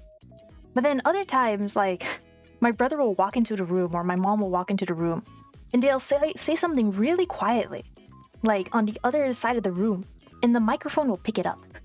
Why? Why does it pick that up and not me? Maybe my microphone is biased. Maybe my microphone hears so much of me that it's just like, this is a normal voice or a normal sound that occurs. And so it just like doesn't pick me up anymore. Pain, dude. Or it really is just I'm too quiet for my own good that my noise gate just blocks me. Discord also has like an insane compression. It also like fucks with my mic. If you guys watch Nikki's perspective sometimes, my microphone just sounds robotic for some reason. For no reason. And then when you watch my stream, my microphone is fine. It doesn't sound weird. But then you watch her stream and it's like, why does it sound gross and disgusting? Or like anyone's perspective, not just hers.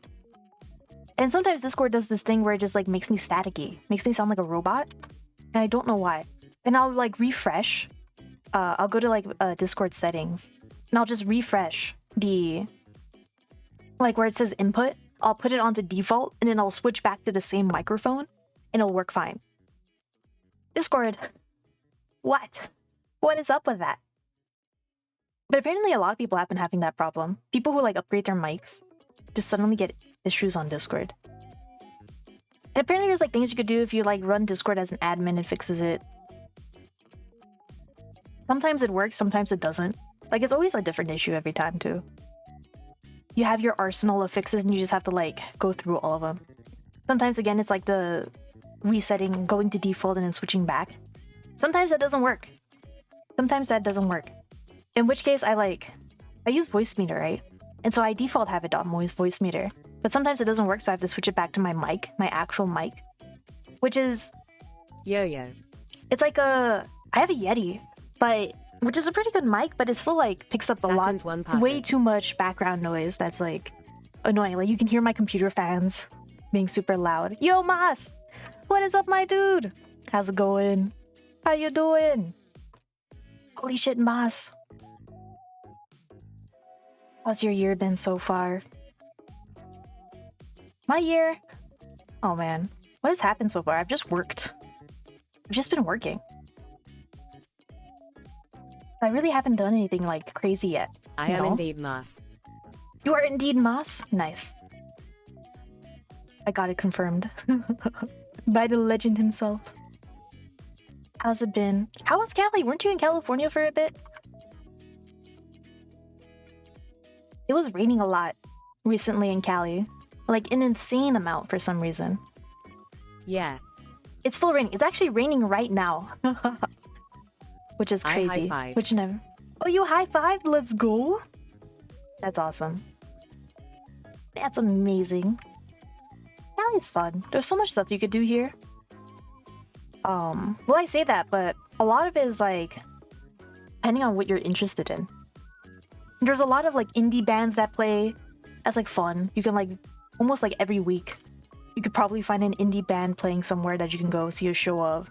There's a lot of shows that happen. A lot of bars that do like special things. There's a lot of malls. You could always go watch a movie. Or a lot of stuff. There's a lot of stuff you could do. I feel like malls are probably more popular. I probably go to a mall more often than not. Just to like chill. Just to window shop. Not to actually buy anything. When I hang out with friends, it's always like, hey, do you want to go to a mall? And it's like, sure. I'll go to a mall. It's always the same mall as like your local mall that takes like 10 minutes to get to max. You know, a mall that's like an exit away from you. Things like that. And you go to a mall and they're like, hey, do you want to watch a movie? Sure. You watch a movie. That's my LA experience. My California experience. I guess it also depends where you are in Cali. Like I know there's places in California where there's nothing. There's absolutely nothing. Like I have friends who live kind of like a bit souther than LA, but not like towards the coast, but kind of more the farmer areas of California, and they're like dead. There's like nothing to do there. Like they kind of have not really malls, but like supermarket areas, but they're like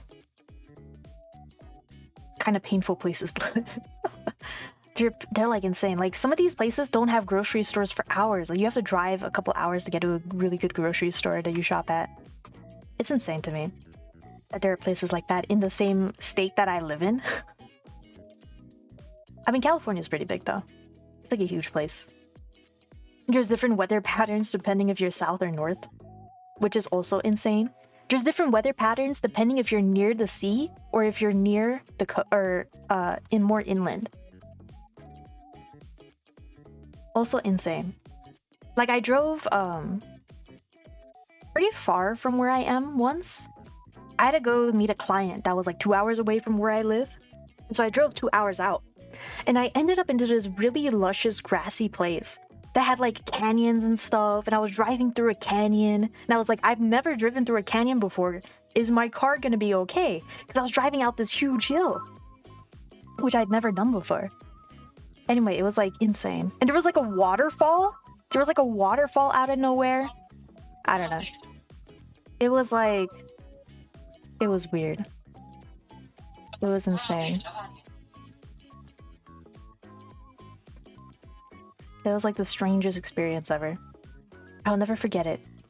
Then I had to drive back at night. It took me 2 hours to get home. Anyway, and of course there was traffic. Anyway, let's not talk about this. Anyway, kind of crazy. Kind of crazy how different, like, places look. While being the same place. While being the same exact place. I guess that's why they have, like, different counties and districts in places. Because it's like... Can you manage a place that gets rain or has a risk of tsunamis the same as a place that just doesn't have that risk? Like, there's just different things you probably think about. Or an area that gets a shit ton of fires. Can you manage that place like that the same way that you manage a place that barely gets fires? It's crazy. Crazy things you have to... you don't really have to think about them. But that you could. You could think about them if you wanted to. And I like thinking about stuff like that. I love like knowing about the weirdest shit sometimes. I just want to know more. I want to know more. I feel like I could have probably been an engineer. I think about this a lot. Like, I would love to know how the world works. It would be great. But I decided to be an artist instead. Why? I'm telling you though, guys, if we had this app, if we had this Siri, if we had Cortana on stream right now, they could just answer all the questions we could possibly have on stream, instantaneously. And we don't have to think about it. We don't have to Google it. I could ask, shit, what's a question? What's a question I have? How many teeth do shark have? I don't know. I don't know how many teeth shark have. Should I Google it? How many teeth? I'm curious. How many teeth? Because they have like crazy teeth, right? Do sharks have? Most sharks have 5 rows of teeth, can have as many as 3,000 teeth at once. It's a good thing sharks never run out of teeth as they lose up to 100 per day. This is crazy. That was crazy. That was a crazy bit of information. Was it worth learning? I think it was. I'm going to use that in the future. I don't know what for, but important knowledge to have. I think like it's also from a concept designing perspective, right? I don't think you can ever go wrong with knowing knowledge. Knowing knowledge. What an amazing way to put it. From having knowledge, you know? From knowing things. I feel like the more stuff you know, and I've noticed this with art too, it's like the more stuff you study, the more your imagination goes wild. And it's like, holy shit, do you know this thing exists? And when you're given a prompt to draw, either by a client or, you know, whatever, or for whatever reason, you're creating a character, and you're trying to think through logistics of why your character looks a certain way, you can bring up that knowledge and be like, you know what? This one animal in real life has this thing for this reason, kind of similar to why this character has this thing for this reason. Maybe we apply both at the same time. Especially if you're doing like horror monster designs or something. You can like think about that stuff as you're designing creatures, weird looking creatures. Your premise isn't just, I'm going to design a weird looking creature. It's thinking about the ecology behind, okay, why does this creature behave this way? Why does the creature look like this? What is their natural habitat? You know, what do they do on the day-to-day? What kind of monsters or what kind of food do they prefer to eat? You know? And you can be like, you know what? This creature has very shark-like tendencies. I'm going to give them 3,000 teeth. Who decided that? Who decided that sharks should have 3,000 teeth? Do you think it hurts whenever sharks lose teeth? Because it kind of hurts when we lose teeth, right? But if it's like, if they lose 100 a day, is it painful for them? Is it like, I don't know. Is it like us losing hair? Is it synonymous to that where we don't really like feel if we lose hair and we lose a lot of hair? Or is it like dead skin? Does it function the same as what like dead skin does? I'm so curious. I had this conversation with somebody once. This was when I was in high school. So these were conversations I've been having since high school, guys. Can plants feel pain? right? If let's say you pluck a rose and you give it to somebody, right? Does the plant feel pain? Do plants have pain receptors? Do they feel anything? Because isn't it like a thing where plants can like kinda not necessarily feel emotion, right? Because that's not a thing they have the mental capabilities to do. But they can like feel whether or not you're taking care of them well or not. Like, wasn't there experiments where if you yelled at plants, they don't grow as well as if you're like nice to plants? I don't know if this is true. I don't know if this is true at all. But I'm gonna say it is. I'm gonna say I've heard that once before. You may want to fact check me on this. If we had a speech tool that could instantly fact check it for us, that would have been great, but we don't. So we have to go off of absolutely no knowledge whatsoever and just assume that this is the case. Based on maybe, possibly inaccurate information, right? But let's say this is true. Let's say if you yell at plants, they don't grow as well than if you sing the plants or something, I don't know. Then does that insinuate that maybe plants can feel something? And in which case, do they feel pain? And does that matter? Like, does it matter that they feel pain? Do we care more about plants now that we know that they feel pain? And do all plants feel pain? Do cactuses feel pain? You know? I don't know. I really don't. And maybe there's a doctor out there that does. Maybe doctor's the wrong term here. Like, a scientist, maybe, that knows the answer. But I'm not a scientist. I am but a kuudere who wishes that she knew the answers to these questions. But does not. But really does not. Really does not. Do I know anything? Like, I'm thinking about it now. Like, I don't know the answers to these questions, but what answers do I know? I know any answers. The mitochondria is the powerhouse of the cell. I know that one. I know that one because it's a meme. But is it true? That I cannot tell you.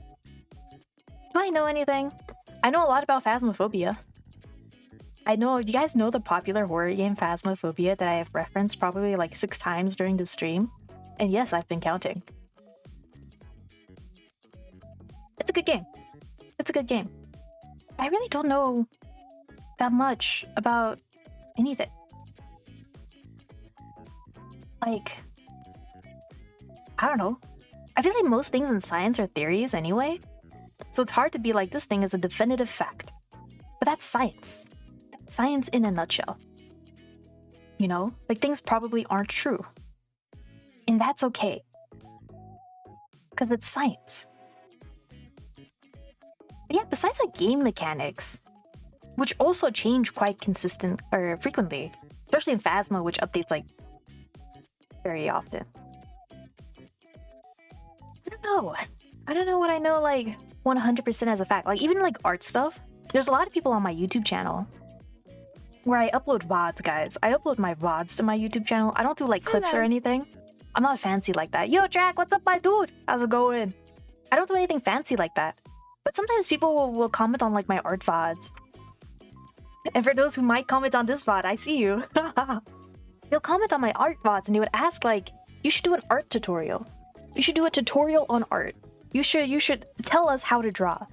And you know, I don't know. You think I know how to draw, bro?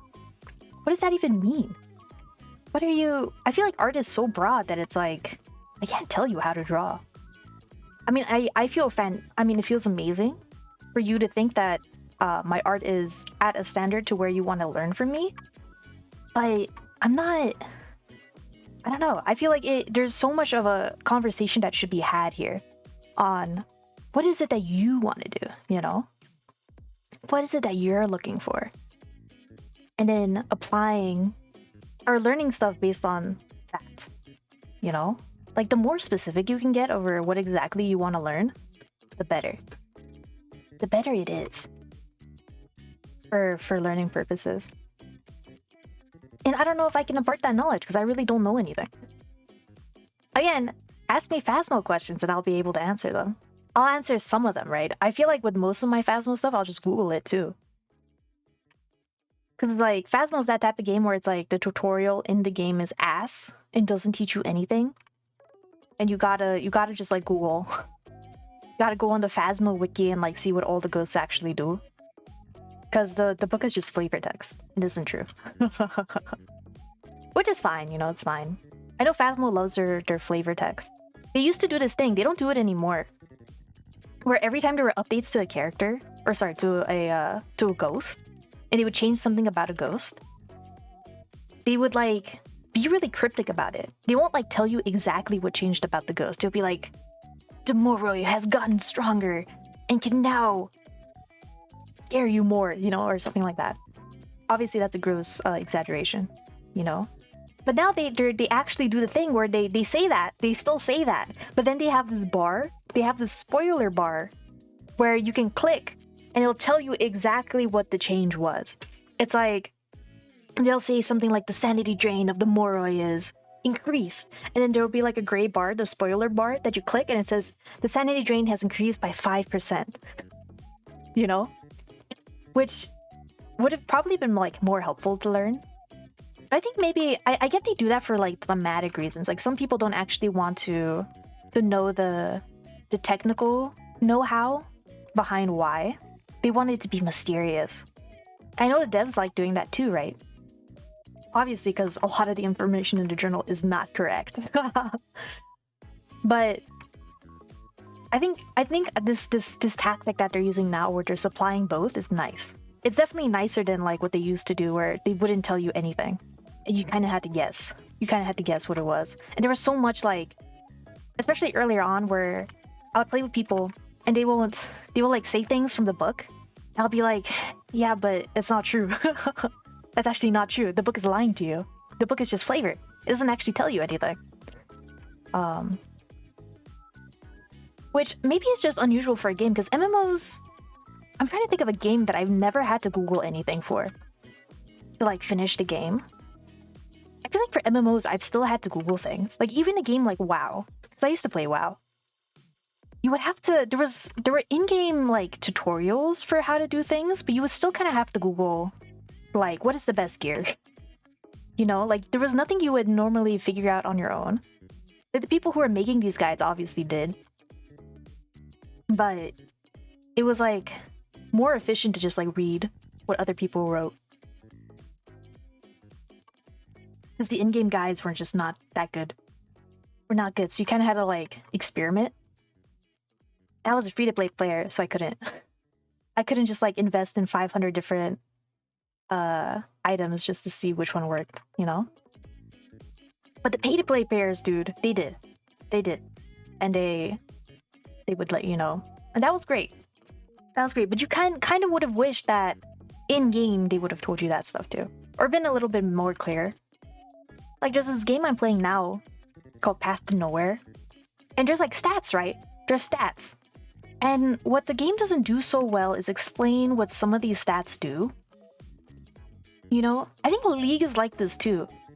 You know, League has items that give Omnivamp, right? And I hadn't played League in a while. And so I was like, Omnivamp? That's new. What does Omnivamp mean? That wasn't in the game before. But there's a lot of items that give it. And I was watching this video on League. And this person was like, Omnivamp. At first I thought it was lifesteal. But then this person's like, this item has been updated. They were talking about the recent League patch. That's supposed to make fighters easier to play. And they were talking about how a lot of items were switched from having Omnivamp to having lifesteal instead. And I'm like, isn't that the same thing? But then I Googled it, right? It prompted me to Google it because I had no idea there was a difference even. And Omnivamp apparently is lifesteal, but only for spell, right? Spells and other abilities.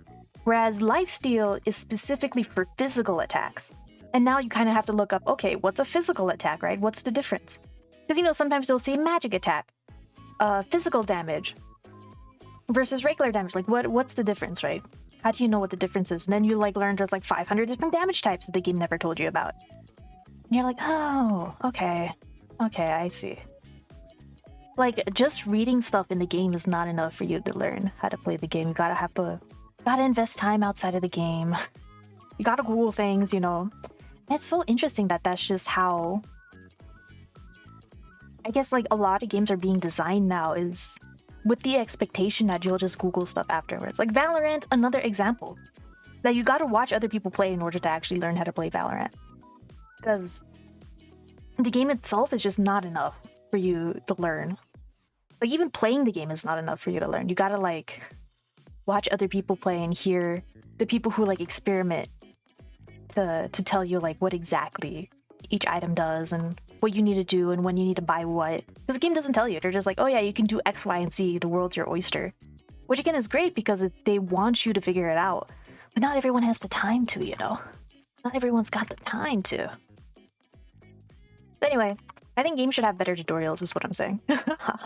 They should be a little bit more clear, I feel like.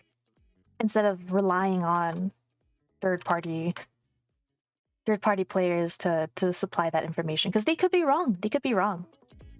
As people were in Phasmophobia for the longest time. It's sad, but what can you do? What can you do? Our thirst for knowledge grows, but our sources are dwindling.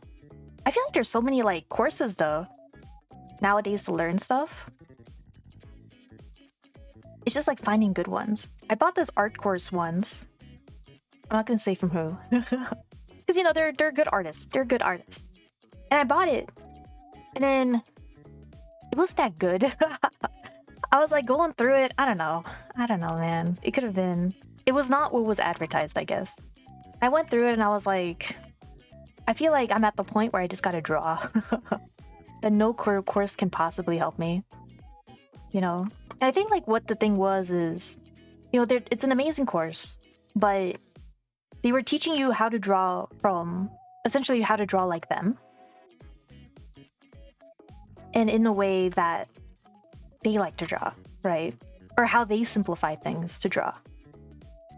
And that was literally the course. It's like, if you want to draw an arm, this is how I draw an arm, you know? Like, here's the deltoid, here's whatever. This isn't what it looked like, by the way. I'm just making this up. This is how I draw it.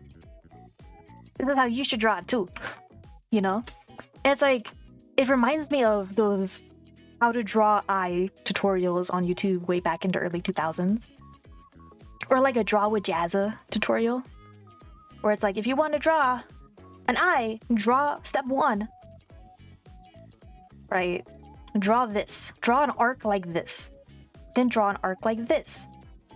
Make this and this varying lengths. I didn't do that. I know I just said that. I didn't do it. Like that. And then draw another line. Like this. Good job. And they don't really explain why.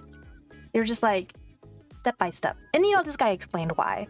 But it wasn't very, like, helpful. And maybe it will be, like, for somebody who doesn't know anything about art. Like, maybe as a beginner, that doing that is very helpful. Because that's what I did when I was younger. I don't know. I feel like there isn't, like, a good course to level you up beyond doing foundational stuff. Which is weird. Which is weird, you know? Like, some breakthroughs you just gotta make on your own. You just gotta put yourself in a place where you're making those breakthroughs. Like, what am I doing here? Right, if I were to describe my art process in 3 words or less, maybe that's too little words. Maybe I need to use more than 3 words. But if I were to describe it in 3 words, what should I say? Not to go down this rabbit hole? I'm so curious what I would say. 3 words. Shit. Box is life. There you go. I figured it out. You know, guys, just draw a box. That's the answer. Life is all about boxes. It is true. It is true, though. It's like deep, hashtag deep. You know how people say ball is life? That is also true. Ball is also life. But box is like the predecessor to box. Or sorry. Box is the predecessor to ball. Predecessor is what comes before, right? Yeah. I think it's easier to draw a box than to draw a ball. And then once you draw a box, then you draw a ball. There you go. I figured it out in the end. I figured out how to say it in the end, guys. Took me some time, but in the end we figured it out. In the end we got to our end goal. Our end goal, which was something. I haven't figured it out yet, but it was something. But if I were to describe it, oh man, I don't know. I don't know. I'm not thinking right now. Maybe that's the problem. I should be thinking right now. I should be making like more concrete conceptualizations in my head to really come to conclusions of what I'm doing exactly.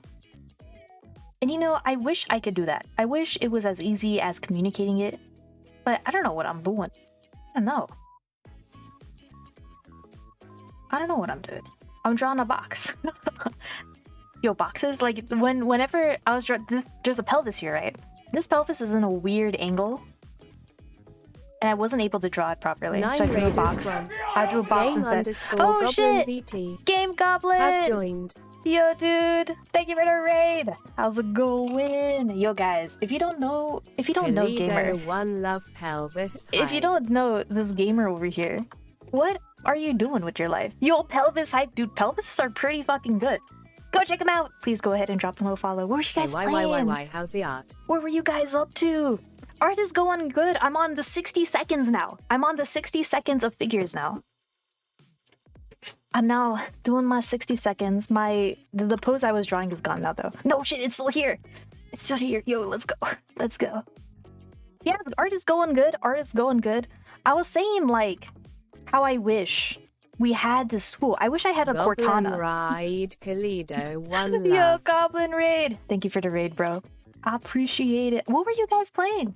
You were playing. I know. Here's the thing about Goblin. Principle DLC. Got enough Oh, stars did for you? the secret levels. Yo, let's go. Here's the thing about Goblin, guys. Goblin plays a lot of quirky games. You play a lot of like interesting games that I don't see other people play. And I think like sometimes when I look in your streams, I'm like, I've never seen this game before. But it looks pretty fucking dope. But hey, nice that you finished off the Talos Principle. Talos? Is that how you pronounce it? Got enough stars for the secret levels. Dude, that's crazy. Did you do the secret levels or are you holding that off for next stream? That's awesome. Hey, thanks. That's awesome. Dude, getting the secret levels and things, it feels like such an accomplishment. I think Talos. Talos. My accents sometimes get in my way. Thank you. Talos. What does that mean, Talos? Oh shit, you did them all. Let's go. Gamer Goblin. Being a gamer right now. Holy shit, dude. Nice.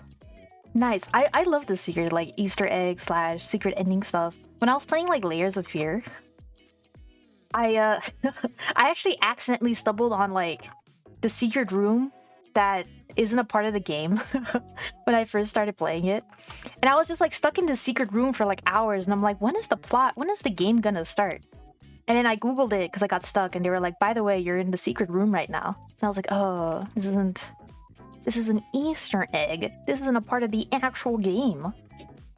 And so I had to restart to get to the actual game. It was funny. It was really funny. But it's like, it feels like such an accomplishment when you find stuff like that, because it's like the extra stuff. It's not like a part of the main lore, but it's like the next level, you know? Anyway, that stuff is really cool. Really dope. Really dope. I appreciate that game devs add that stuff in too. Like, you could like finish a game and just call it done. But then sometimes when you finish a game, you're like, shit, I want more. I want to do more stuff. And so the fact that they add that stuff in sometimes is like amazing to me. Like sometimes they will have dev rooms in games too. And it'll be like just you have to do like some real silly action to get into this dev room. And you do it and then you're like, oh shit, I accessed something that is super hard to access. Anyway, it's like cool. It like feeds the inner gamers in you, you know? You can do a lot more. Alright, I'm drawing another pelvis. I feel like maybe should I draw perspective grids again? I feel like that helped me a little bit. But then I got distracted and stopped doing them. I got like a little... I forget what I was talking about. I think I was talking about the Got Milk campaigns. And I got a little distracted because I started Googling other campaigns that existed in United States history. Which I still can't think of, by the way. Got Milk has just like had this effect on me. that I can't remember any other like weird American cultish campaign that has existed that has just been a thing. But there's like in American history, I feel like there has been like weird cult things that have happened. Like, wasn't there this one serial killer with like had to do something with Kool-Aid? Like everybody liked him, and then he forced everyone to. They didn't force everyone to drink Kool-Aid, but everybody drank Kool-Aid. They like went off to Catalina Island. Wasn't there like a thing like that? I don't know if it was actually Catalina Island. And then everyone just like died. Everyone died. The fact that that existed is like insane, by the way. That was wild, like hearing about that. I do like watching those serial killer documentaries though. I guess was he a serial killer? He was like a cult leader. I guess you can kind of count him as a serial killer. I don't know. But I do like watching serial killer documentaries. I watched a lot of like Ted Bundy documentaries. Ooh, I watched a lot of I watched Don't Fuck with Cats. That one was crazy. Don't Fuck with Cats was insane. I really like that one. I think that was Jonestown. Oh, was it Jonestown? Is that what it was called? Yeah, that one was insane. It was like this guy who just everyone liked and just listened to him for some reason. And he started his own church, right? And it was insane. People would join it, and they eventually just like killed themselves, which is crazy. Which is absolutely insane. Like, I guess they didn't have the internet back then. Like, they didn't have Twitter. But it makes you wonder, like, is there something like that happening now that people just don't know about? Like, what's the most recent weird scandal that has happened?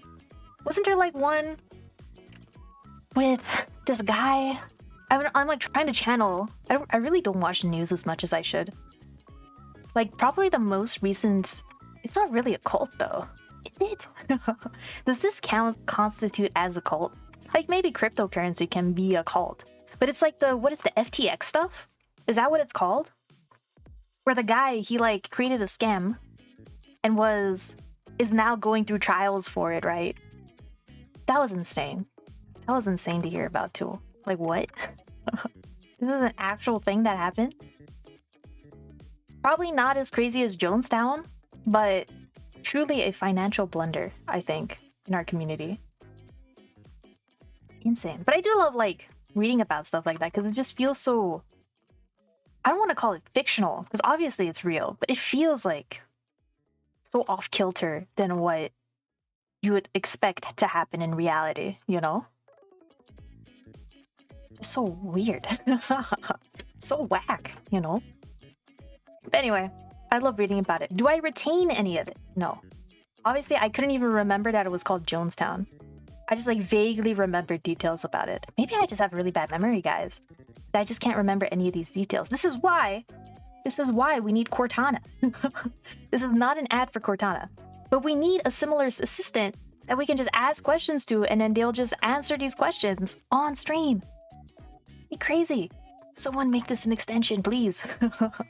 I need my questions answered, and I don't want to Google them. I'm trying. Maybe you guys can Google it for me. Would you guys do that for me? Just throw me the first like Wikipedia search you get. I used to do that though. You guys remember the game? This is like what we would do in computer labs in school. Is if we weren't playing CS:GO, we would be playing the Wikipedia game where you choose a word. You and your it's a competition. It's a 1v1 competition. You would choose a word, and then you would go on Wikipedia, and then Wikipedia has this button that it's like, show me a new word, right? And you instantly go to this new word that you have no idea. It's like a randomly generated like word. Not randomly, it has like a definition to it, right? And then you would compete by pressing links on the Wikipedia pages that will eventually link you to the word that you are trying to find. And I thought that was so funny. I thought that was the funniest game. I would do this a lot in my 3D class. I had a 3D professor I didn't like. I took a lot of 3D classes when I was in college. And there was this one 3D professor I didn't like him very much. And so me and a lot of other people didn't either. So me and the person who sat next to me, we were like gods, okay? We finished all our work on time, you know, we were done. And there was this huge period of time you know, in our 2-hour classes that we were like, should we just leave? And we're like, no, the teacher's like angsty about the fact if you leave his class. He like cares about whether or not you sit down and do nothing. Which is, you know, in a college class, for those who aren't in college, there are some college professors who literally don't care if you leave class. And I'd say those are the best college professors because if you go to your lecture, right, sure, there's a lecture and the teacher's lecturing you. But sometimes in these like 6-hour art classes, you really don't need to stay there for the whole time because you finish the task in like an hour. So you're then there for like the other 5 hours because nobody else is done. And you're just waiting for the teacher to move on to the next section. But you already finished your stuff, so why stay? You know, and some college teachers are totally chill with you leaving because they like value your time. But then other college teachers like this guy does not. And so he insists that you stay in class, otherwise he'll dock you points. And, you know, I was the type of person who liked getting A's.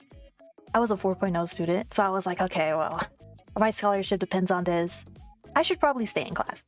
And so what we would do is we would play this Wikipedia game. And it was amazing. Or CSGO. For some reason, there's always like CSGO on these computers. Like, why? I think there's something about CSGO that just is able to bypass some of the like restricted school like systems that these computers typically have. And so every computer would just have CSGO on it. And it's not like they're like computers, right? It's not like this is a computer, right? And there's a keyboard over here, right? You got your mouse. In these 3D classes, what you would actually have, oh, by the way, the result, what you would actually have, right, is there would be a computer screen, right, usually. But really, in front of the computer screen is a tablet. There's these huge Cintiqs. At least this is what my school had, right? And these are like 22-inch Wacom Cintiqs, right? You got your pen over here, you know. And so they would kind of be covering the actual computer. Like you can still kind of touch the computer. There would be like a desk compartment down here. And there were like your keyboard and mouse would be down here if you need it, you know. Really, much of it is this Wacom tablet.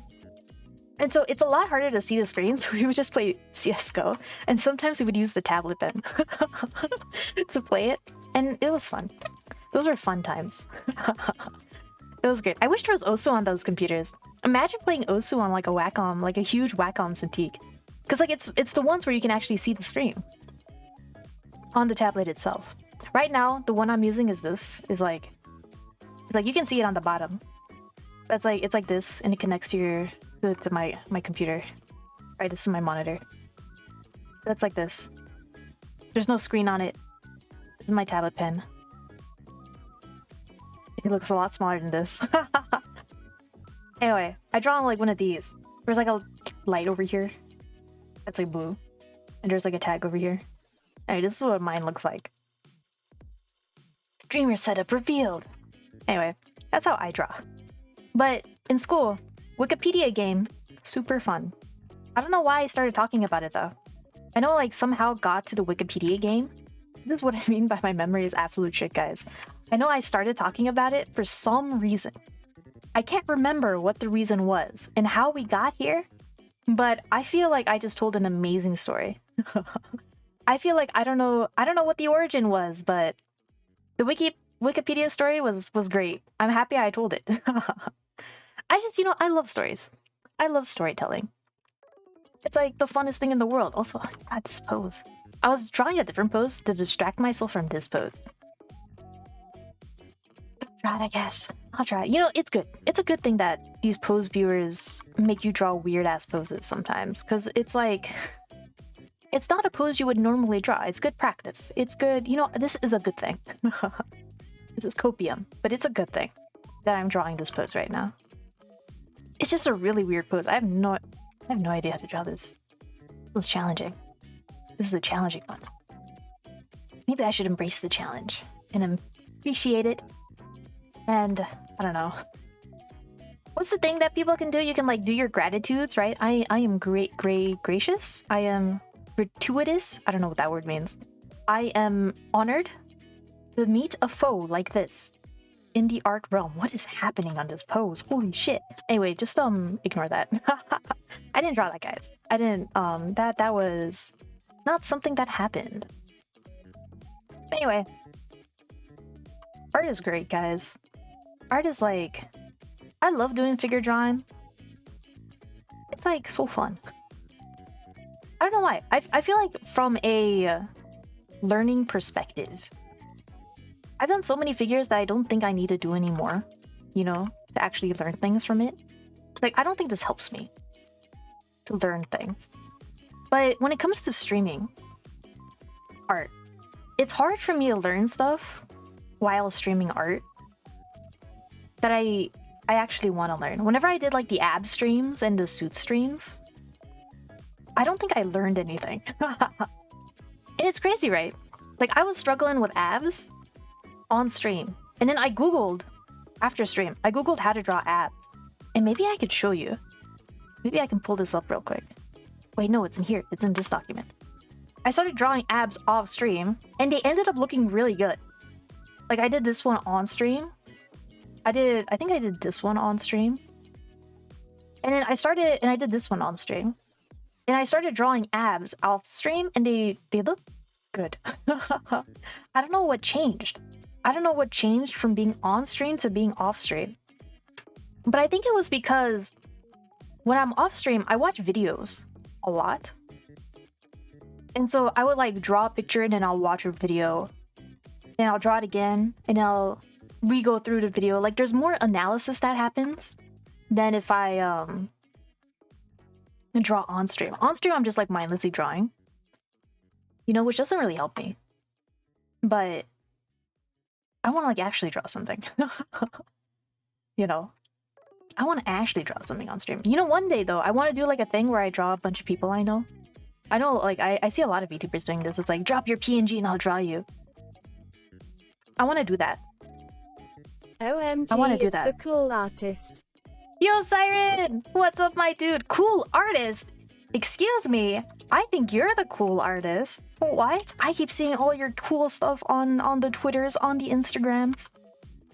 I'm gonna say no you on this one. But how you doing, my dude? How's it going?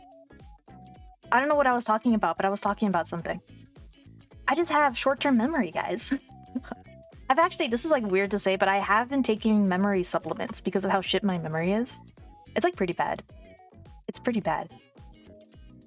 But you know, they've been kind of helping. They've been kind of helping. Nah, him just an imbecilic fool, but likes to doodle UWU. Nah. But I'm good HBY. I think that you're a legendary artist who is a god and that everyone should follow. IMO. But I'm doing good. I'm doing good. Glad to hear you're doing good, dude. Glad to hear it. It's always good when people are doing good, I think. I think that's a good thing. That's a lot of good. But that's cool. Are you drawing anything right now? Are you doing some doodles? I was doing a lot of commissions last week. I say a lot. I've been doing one. I finally finished it. So I'm like happy. I really don't do commissions though. I was telling Fluffy earlier where it's like I like take on commissions very sparingly. Very like once every blue moon. Because I rather enjoy my weekends. I rather not, because I work a full-time job. I don't need to. My full-time job pays me plenty. I gotta do the rewards for the raffle I held. Then I gotta work on a sketch for a com. Oh, you have to do the rewards. That's right, you were holding a raffle. Nice. And then you got a sketch for a commission. Wow, good luck, dude. You got this. I believe in you. Yeah, that's a lot of work. Holy shit. You got this, dude. You got this. I'm just doing figures. Oh, that's what I was talking about. I was talking about how easy it is to do figures on stream. So I always default to doing like figure streams because they're just so easy. They're just so easy to just bust out a figure. But I do want to do a stream where I draw people, like draw the VTubers I know. I think it'd be cool. I think it'd be a cool thing to do. I've been meaning to do it for a long time actually, but I haven't. I don't know why. I think like in order to do something like this, it takes a while. Like I either have to draw like maybe limited to like 2 people per stream, or I have to like do a really long stream. Like maybe I'll do a 24-hour and then just draw a bunch of people I know. Because I also don't want to leave people out. You know what I mean? I wanna make sure everyone's included. But I have to figure out who to include too. Like, do I do the whole thing where I'm like, drop your PNGs and I'll draw ya? Or do I do the whole thing where I just draw people I know? Draw people I actually want to draw? You know what I mean? Draw the homies. I've been meaning to do it for like Christmas. I wanted to do a thing for Christmas where I... What's that sticky note timer thingy? Oh, I'm doing figure drawing. So I can't show the actual figures, I think, because they're naked. So I'm showing the timer instead. So I'm doing 60 seconds now. I was doing 30 seconds earlier, then I did 45. Now I'm on my 60 second poses. That's what I'm up to. That timer is counting down. I'm using Numian's tool from itch.io Pose Viewer. I used to use Pose Maniacs for a very long time, then Flash happened, and it died. And Pose Maniacs is back, but I like Numian's tool. I like his tool because it shows like the 3D perspective grid, so I can like see what perspective the character's in. I'm like really bad, notoriously bad at understanding perspective. I was actually having this conversation with a friend recently, another art friend of mine, and we were just like crying about perspective and how we just don't understand. We don't understand how it works. I want to do something though. Is you know, every March I was talking about chemo earlier, where it's the, you know, the figure drawing Discord channel. I wish they did something like that for perspective. Like draw a perspective piece. Or draw a room every day. A room a day, you know, or something like that. But I don't think anybody's doing that. Or like a background a day. I think that'd be cool. Be a cool challenge. I think people do it. Like, I know there's so many challenges out there. Ahmed Al-Duri does his like 100 head challenge. So many challenges out there that I could be doing right now. Maybe I should do them. I feel like on stream, pretty good time to do a challenge. I don't want to do like a super long stream, you know?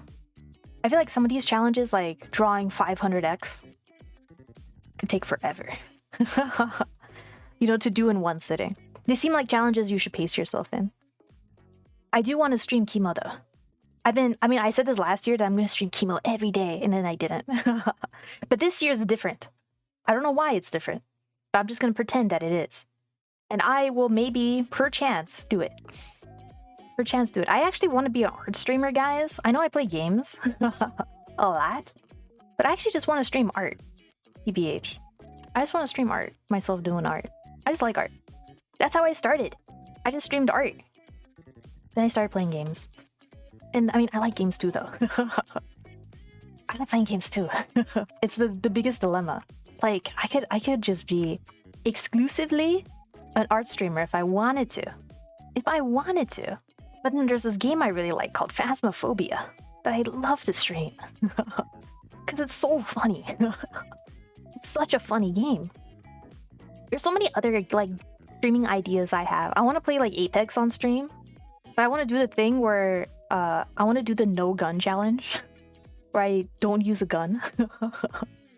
Because the thing about Apex, I get scared of Apex when I play it alone. And I don't know, it's just like a scary game. It scares me. And whenever I play alone, I mean, I seriously play alone. Like, I queue up alone.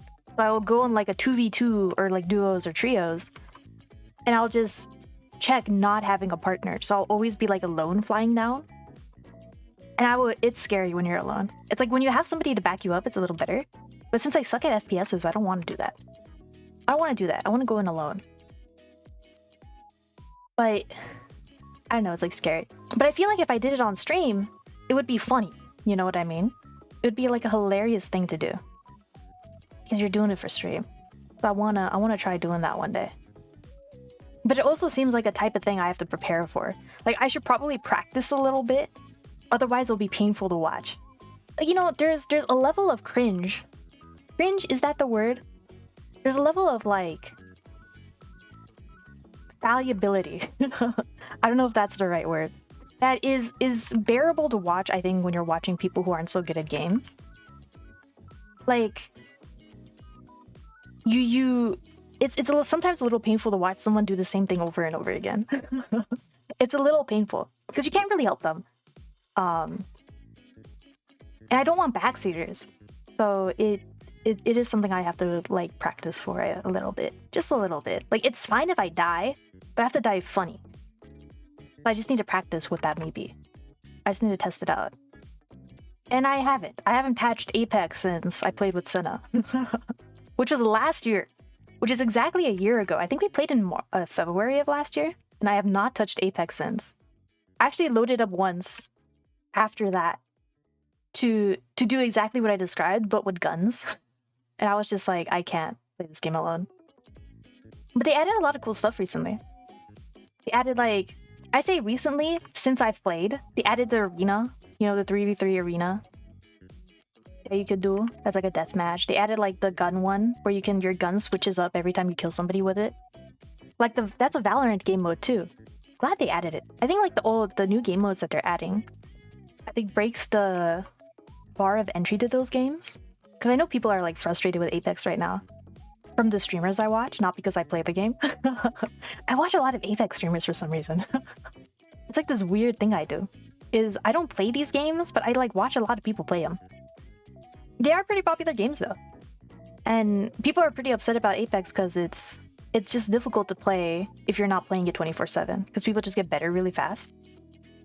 So you have to constantly be moving or learning all this like movement stuff. Which is difficult if you're not playing all the time. If you were playing all the time, would be possible, but time management, you know? You gotta manage your time sometimes. Luck. Yeah. Oh shit! Thank you for the alert, Gekman! Appreciate it. My bot didn't work. No, why not? Okay, I'll make it up. I'll say your sneak is... Oh shit, what number should I say? Your sneak is 69 right now. By the way, did you guys know there's an exclamation mark simp command? Oh shit, yo, it worked! I was close. It's 56. I should have said like 50 or something. I would have been closer. But thank you for the alert, Gekman! Appreciate it. Hey yo, you're 12% simping down, dude. Only 12%? I have a lot of... Oh, it's right. You're shrimping. There might be a cooldown on the command. I realized I did not make this command. One of our god mods, Kiko Nonogram, made that command for me, and I love it. I love every second of it. It's a nice command. Although I feel like normally I'm the simp, so I think it was made for me. So like, I think if you do like, if you like at me with it, it like tells you. So I simp a lot. I'm kind of notorious for being, sorry, shrimp a lot. Because apparently you're not allowed to say SIMP on Twitch for some reason. I don't know why. It's a funny word. It comes from Phineas and Ferb. I'm confused. But yeah. It was for me. It was to at me, really. It was really to at me. I love shrimping for people. Like, I didn't understand it before, right? I didn't really get why people would spend money on streamers. This is when I was young and stupid. I didn't really get it. I was like, why are people spending money on streamers? And then I started spending money on streamers and I was like, oh, that's why. Yo, 80%, let's go. There we go. Let's go, gamer. That's more like it. Yeah. Nice. I love that. Love that for you. I'm curious now. I have to wait a second for it to like get off cooldown, but I'm curious what mine is right now. I have a lot of silly commands that nobody uses anymore. Did you guys know about exclamation mark fun fact, my favorite command that took me forever to set up? Every time you do it, a random fun fact comes up. And there's like a list of over 100 fun facts that could possibly come up if you do exclamation mark fun fact. But nobody does it. Nobody does it. My favorite command. There's also the weather command. You could check where the weather is on wherever you are. Exclamation mark weather and then your location. Like the general location. Please don't put your address. Please do not do that. But you could check like the location in your state, in your country, in your general vicinity, in your local Domino's restaurant. I haven't had Domino's in years though. I really don't order food out at all. Unless, like, my siblings want food, you know? In which case, they're the ones ordering it. I really don't eat out. I just eat eggs. I'm just an egg person. My brain is egg. Maybe that's why I have memory problems. I don't eat like foods that are good for my memory. But are there foods that are good for your memory? Like what type of food would be good for your memory? You know? Cortana! Hi, Zed. Oh shit, yo, Myriad! What's up, my dude? Myriad, do you know? Do you know if there's foods that are good for your memory? I like can't think of any. But how you doing? How you doing, my dude? I was saying how like this is like really Blueberries are good for your memory. Oh shit, I are they think. really? Something high in antioxidants. Yo, I need to get some blueberries. I have a really shit memory. I have a pretty bad memory. Okay, so we're gonna stock up on blueberries, it seems. Blueberries are so good though. Like, I'm not even mad about that. I'm not even mad. I think fruits are like a nice middle ground of like you wanting to Coffee eat a is sweet good, thing. actually, too. Seriously? Okay. Let me take a sip of my coffee then. Because I have coffee right now. I said I was taking the sip, but I downed it. I downed quite a bit of it. Coffee is so good. Please fix my memory, coffee. Make me remember things. Make me remember what I was talking about 20 minutes ago, because I don't remember what I was talking about. I just remember asking that I wanted to, for some reason, wanted to know why my memory was bad. That's all I wanted to know, but I can't remember why. What did I forget even? I guess it's not important if I can't remember it, right? Who knows what it is? How you doing, Myriad? How's it going? How's life? How's life in... Shit, what's it cool? What's something that rhymes? What rhymes with life? Life? Knife? No. The shit. Do I go to rhymezones.com right now? I don't know what rhymes with knife, guys. If I'm not mistaken, I think eggs, green tea, nuts, fatty fish and broccoli. Something with a lot of iron and stuff with B6 and B12. That's my limit on that knowledge. Oh shit. Yo, that's a lot. That's a lot of stuff that helps your memory. What the heck? What the heck? I feel like I eat most of these. I eat eggs so often. Maybe I need to eat more eggs. Maybe that's the answer. Maybe I just gotta like spam eggs. You know, like it's in games, like in MMOs, you spam an item to stack the effect. It's BC, So I just got- microwave them, you heathen. Hey man, there's nothing wrong with microwaved eggs. Does the effect lessen because you microwave them? Is this true? Is this true? Is it really the radiation that's affecting me more so than the egg itself? Is that what the problem is? My memory microwaves problems. counteract the eggy goodness. Do they really? No. This No. is a thing. Is it really a thing? Is this an actual thing? I didn't know that. But microwaves are so good. Microwaves are like life. Microwaves make things so much faster, dude. Make so much faster. I have some soul searching to do after this. Do I give up my memory for microwaved eggs, or do I give microwaved eggs so that I can have a good memory? What's the solution here? For me, it's faster to just fry an egg. Oh, really? Really? But then you have to clean up after. I mean, I guess you have to clean up too, but there's not like oil on your cup that you're putting the egg in, you know? You know? It feels like a lot of effort to me. Because I have to like wash a pan versus washing a cup. Wash a pan every time I use it. Oh, really? Oh, my mom gets mad at me if I don't. Just So I cover do. it so it doesn't get dusty to reuse the oil. You know, that is kind of smart. That is kind of smart. That is pretty effective.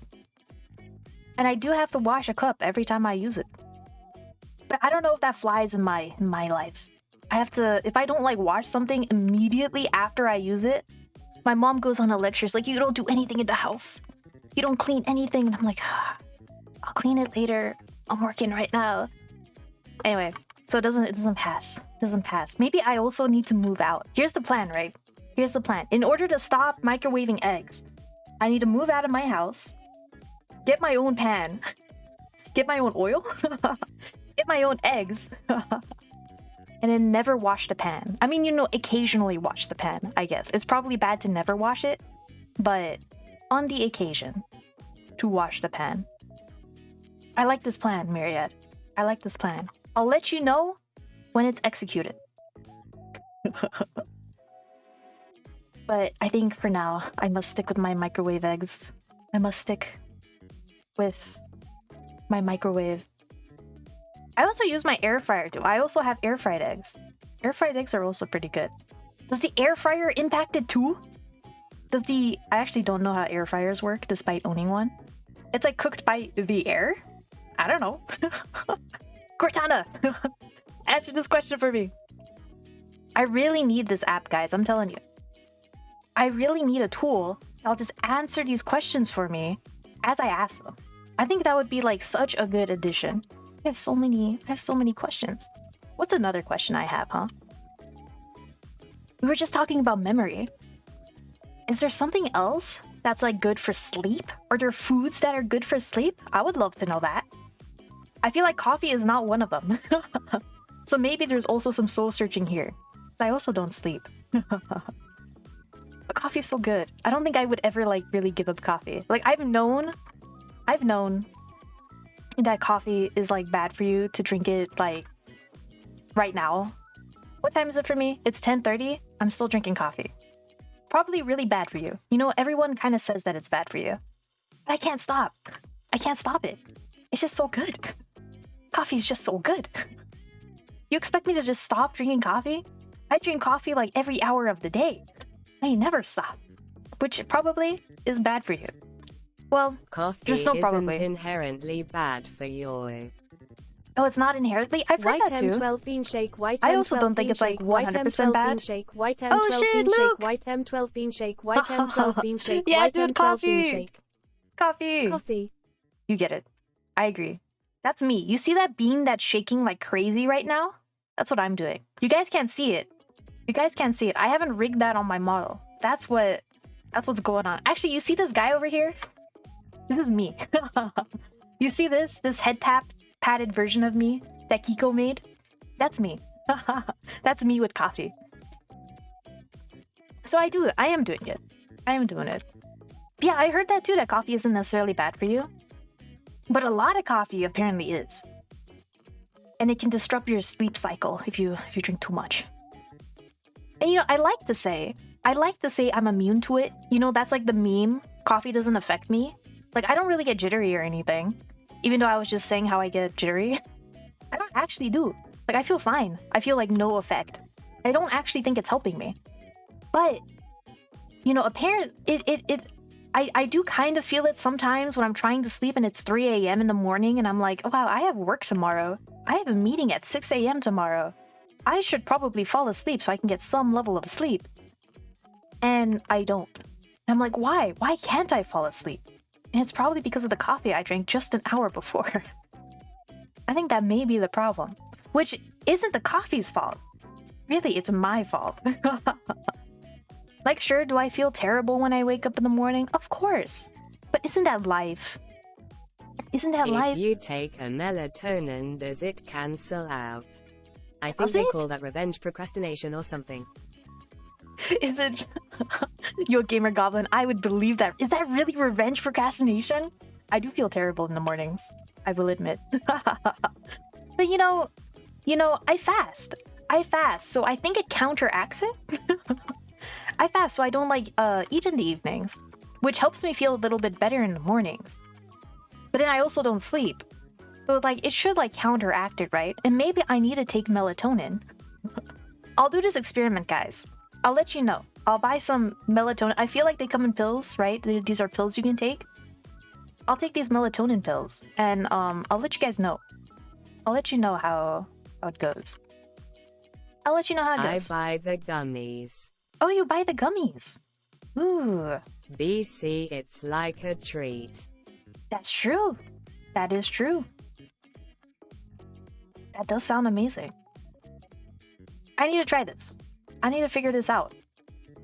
Gotta get the optimal, most efficient sleep cycle. Is it shortening my life? Probably. But it's probably worth it. Like, who wants to live past 30? Let's be real here. Is anybody 30 in chat? Nobody's 30, right? I don't think I know a human being that has lived past 30 and is happy. Relatable. They're all sad.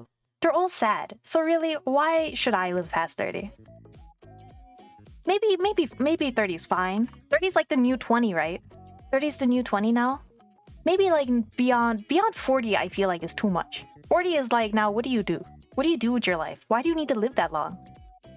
I don't think you do. I don't think you do. Like, imagine you live until you're 100. 30 is the new 20. I need something to look forward to. Yes. 30 is the new 20, guys. I agree. I think so too, because I have a lot of coworkers who are like in their 30s, right? I have a lot of coworkers who are in their 60s who should probably retire. But I have a lot of older coworkers and they're like living it. You know, they're having the time of their lives. Which is weird. I guess, you know, some of them have just bought their first house for the first time. I can't even so they're like happy about it. Being 60. Dude, right? That's like, what would the world be? What memes would we be laughing about? Would memes still exist?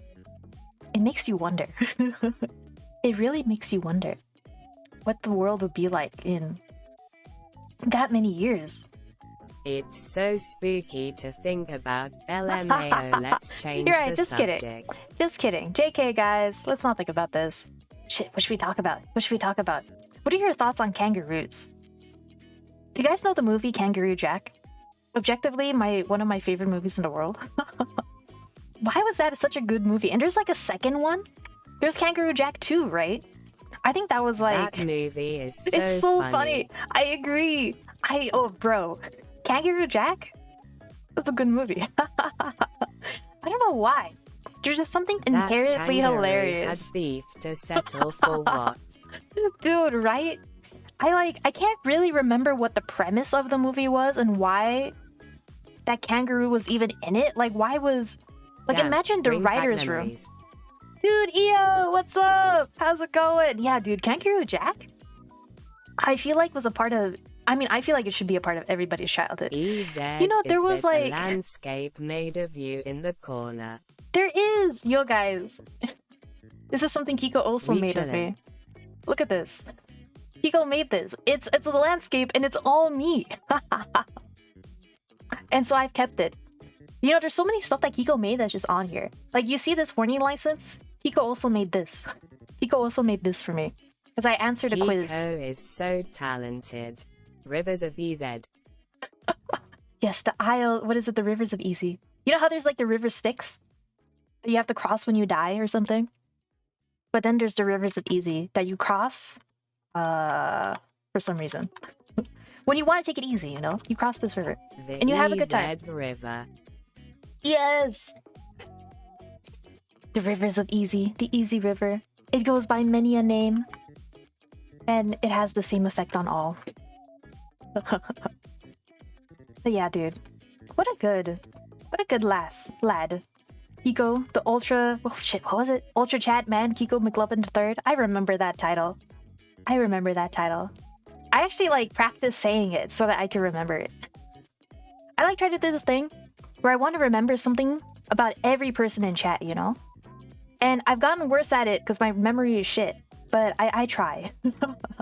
I try. And if there's something you want me to remember about you, let me know and I'll do my best to remember it. I'll do my absolute best to remember this fact. If there's something you want me to call you, and if it's like a 15-page name, I will do my best to recite it every time I see you. Until I have committed it to memory. Bestie, what good budget screen tablet do you recommend?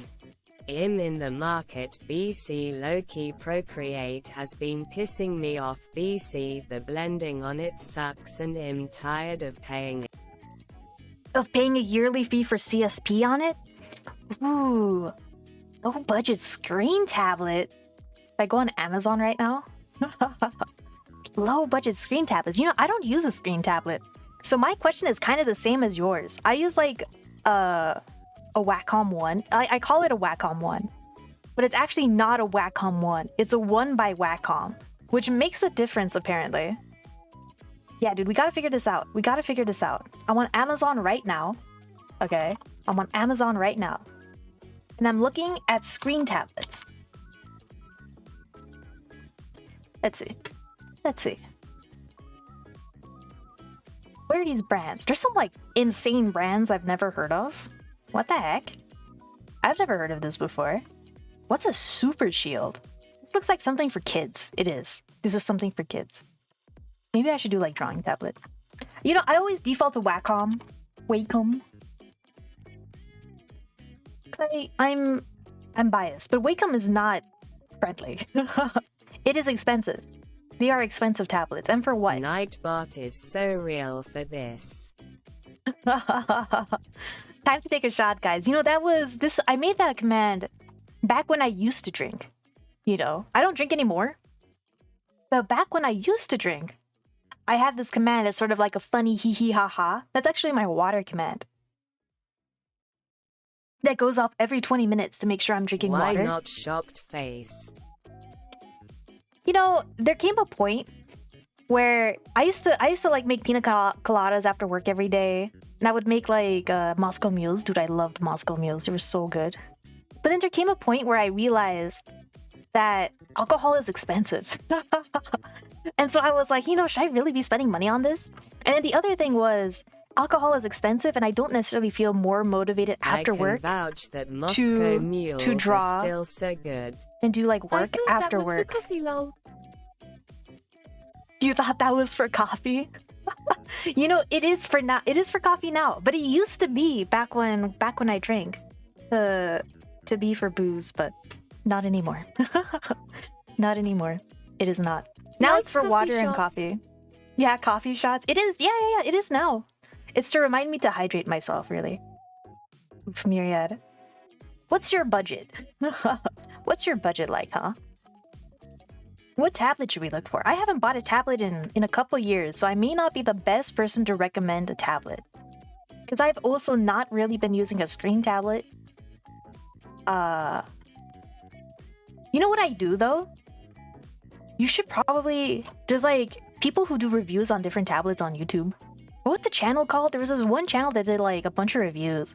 And they would like compare each of the tablets. And they had like actual artists come on and try them. An XP pen artist 12. Ooh. I think it's on sale now. Oh shit. Yo, this looks cool. I think you should do it. You should see what artists use it. I feel like you can probably see like, because artists always talk about the tablets they use. And see if they do a lot in painting, what the painting process is for them is, whether it's good or not, you know. There's a lot of reviews, too. Ugh. How is blending on this, huh? How does it work? What's blending like? It has pretty good reviews. Some people recommend it more than a Wacom, which is good, right? I mean, I support this dude. I support a new tablet purchase. Everyone deserves I'll buy it, a new and if program. I don't like it in like 20 days, I will return it. Oh, that's right. A lot of these devices have return policies that you could do. That is true. That is true. Yeah, you should try it, dude. Try it out, see if you like it. If not, get rid of it and leave a bad review. so that people who are also looking for a similar tablet know. You know, sometimes when you look at reviews, you never know. Because it's like, you look at the best reviews and you're like, is this true? And then you look at the worst reviews and you're like, okay, but like, is this really true? And it's a dilemma. It's a dilemma, you know? It's hard to tell. Because some people buy the reviews now, is like the thing. It's a little sus. You never know what to believe. You never know what's true anymore.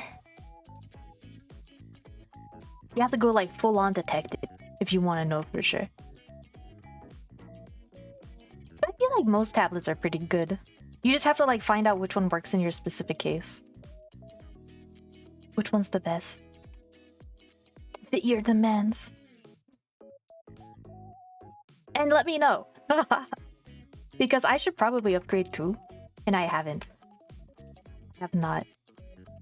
I think having a screen tablet would be amazing. Duh. That sounds so good. And I do like CSP. I do like my CSP. I don't know if I want like a bigger one though. I've been thinking like maybe I should get a Cintiq. Because I used to use Cintiqs when I was in college and I loved them. They were so good. They were so nice. I think like if you do plan on getting like a huge tablet, you should probably try it out. Because I've had, you know, friends who just hated them. And they're like, fuck this shit. But then I've had, from my personal experience, I've been like, I love these screen tablets. They're so good. These huge 20 inches, like, I don't know. There's just something about them that I love. And I say that. And I've been saying that for years. Since high school, really, when I first touched one. And I still haven't gotten one. I just can't justify it. It just feels like maybe I'll wait for the next gen and I'll buy the older model a little cheaper. But then if the next gen is out, maybe I should just splurge and get the next gen. It's always a dilemma, guys. It's always a dilemma. And my other thing is like, Wacom always gives out tablets. Maybe I should like just win a giveaway. Maybe I'll just win a giveaway, you know? Because CSP sometimes does those contests. That if you draw for them, you'll win like a free version of CSP and a Wacom tablet. Just win the giveaway. Yeah, just casually, just win a giveaway. Because they do so many giveaways, dude. Like literally every time I watch a YouTube video that's like an art professor being like, whatever, they'll be like, this video is sponsored by Wacom, and the first 100 people that click the link below will be entered in a drawing. This episode is not sponsored by Wacom, just for clarification. And there is no link you can press. But, you know, the videos I watch sometimes say that. And I click the links and I never win. I never win. It's sad. It's sad. But I believe maybe one day I will. I just gotta keep trying. Kappa HD. No, there is no link. I'm sorry, EO. I catfished you to do that. I should add a link. What should I add? I have all the power in the world right now. If you do !link, what should it link you to? Wait, I have an idea. This is so stupid. But I have an idea.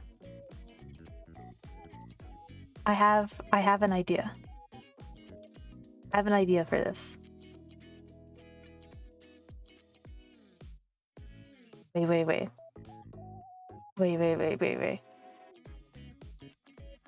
Is this it?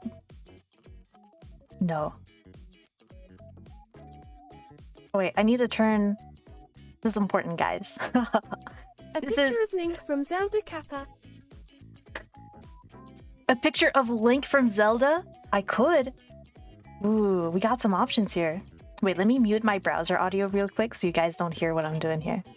Is this true? Does this work? Okay, yeah, it does. Okay, guys. I'm gonna do it, and I hope you guys try it. You don't have to try it, but I think it's super funny. I think it's super hilarious. Okay, I added it.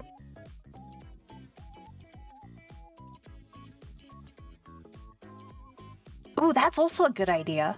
A modern day version. What would a modern day version of a Rickroll be? I don't know. I added something. This is the gamble. Will this be funny? I don't know. I don't know if this will be funny. But let me know. Let me know if it'll be funny. What is a modern day of a Rickroll though? What would count as one? Like, I can only think of like the Vaporeon copy pasta as like maybe even remotely on the same vein. Like maybe somebody reading the Vaporeon copy pasta. That would be hilarious. Breaking news. Yeah, it's breaking news. LOL. Did you guys like that? Breaking news. Millions have died from unknown causes. It's hilarious. I mean, it's sad. It's sad, guys. It's a sad thing that has happened in our world, and we should all cry over it. But that's Link. !Link if you guys want to cry. Anyway, I don't know why I did that. Why did I do that? I just thought it'd be hilarious. But there you go. It's breaking the open mouth smile. I got you, Track. It's so sad. It's just so sad. What has plagued the world. You know, so much suffering in the world. It's unfortunate to see. Anyway. Why did I do that? You know, my sense of humor has not evolved since when I was 12. It has stayed the same. And I don't know if this is a good thing or a bad thing. Like, I only know memes from when I was 12. I don't know any, like, modern memes. I don't really keep up with it. There's, like, so many memes out there. I only know Vines. I don't know TikToks. You know, I'm just not there yet. I'm not there yet. Maybe 10 years from now I will be. Maybe when I actually download TikTok, I will be. But until then, you know, I just chill out in Boomerland and enjoy old memes. Old anime memes that probably don't make sense to you unless you've watched the anime. You know, things like that. Things like that. I think when I was younger, the only exposure to memes I even had Have you seen was the probably... cursed Batman Joker Lopunny meme? I have not. The what? If I Google this, will it show up? I'm Googling it. Batman Joker Lopunny?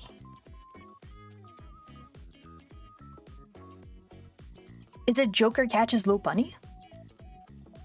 Is that one? There's a video. Batman. Wait. LMAO, there's a specific TikTok that's drawn. Let me find it. I got a Lopunny. Oh no, not Batman. Lopunny. I got a Lopunny. Oh no. Is it this one? Don't tell me. You already know, Batman. You know what I'm gonna do with Yay, that thing. that's the one. Joker, it's an animal, Joker, you can't. Batman, there's no laws against the Pokemon, Batman. I can do whatever I want with it. Here's the link if you guys want to watch it too. Don't do it. I'm gonna do it, Batman. What did I just watch? I'm gonna do it, Batman. Oh my it's god. so funny to me, bro. IDK, it's so funny. No, this is hilarious. There's no laws against Pokemon, Batman. There aren't. He's not wrong. Oh my god.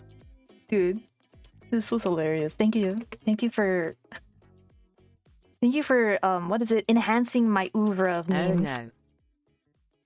That was amazing. We all know about Ash's mom and Mr. Mime. We do. Dude, they had something going on. They can't lie to us. They cannot lie to us. I might have read a dojin or two, let's be real. LUL, myriad 1 LUL, myriad 1 LUL. You know, what if Mr. Mime, controversy, was Ash's dad? Can you imagine? Can you imagine? Ash's dad left because the mom was having an affair with Mr. Mime. Because I can't remember if it was in the games or if it was in the anime. There was like a thing where a guy was turned into a Pokemon, right? There's also a female Mr. Mime thinking face. There's a female Mr. Mime? Oh my gosh. The plot thickens, guys. Mrs. Mime. Dude. I did think, though, that the mime was, like, the most annoying character. In the anime. I watched, like, the anime for so long. I watched it until, like, episode 600 or something. They were, like... I forget which season it was. It was one of the newer characters. Like, they passed Dawn and Cynthia. And then there was the connoisseur guy, the green-haired guy, and I forget what the girl looked like. I remember that. That was, like, the last season I watched. Oh, it was Bianca. Bianca. It was the connoisseur guy in Bianca. I remember. I think I finished that season and then I stopped. I didn't watch that season after that. But apparently there's no more Ash in the anime. Is that true? The animal is just called Mr. Mime and there are females, so it makes sense in that context. Oh, interesting.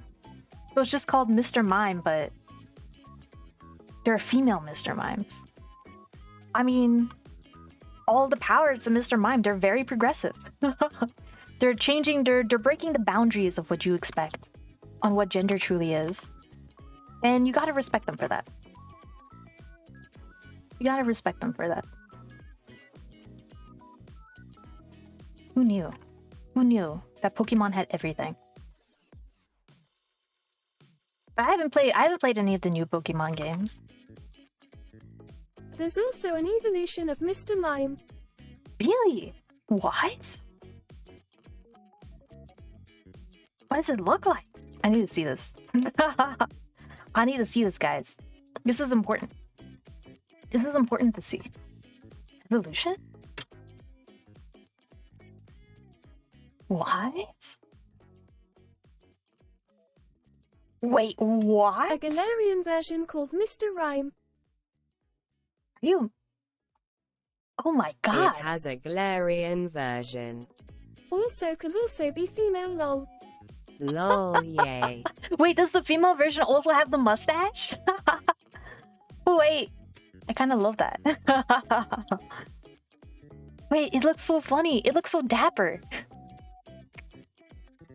I kind of love that. They just look like that, I think. That's hilarious. Wow. I should play the new Pokemon games. I think I'm missing out on something here. That's so funny. Oh my god. Pokemon is so unique, guys. What a good game. What a good story concept. I feel like they could go darker with it. Like, there's so much potential in Pokemon, you know? That they can just milk more. Like, we got our 3D game, you know? We got our game with Titan Pokemon, you know? What about our horror Pokemon game, huh? Imagine a horror game, but with Pokemon. I think that'd be amazing.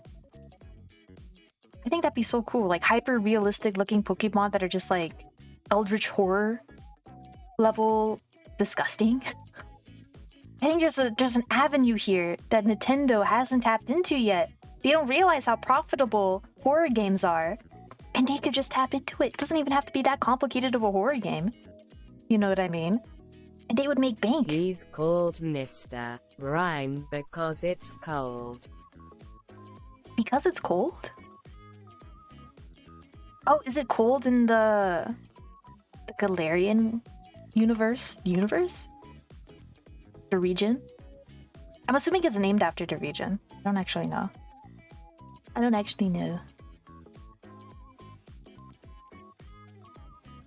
They're so quirky with their names. I love that. They're so good at naming things. Rhyme is a type of frost. Oh, it's a type of frost. Yo, that's genius. I learned something new. I didn't realize that. Carrot. I didn't know that.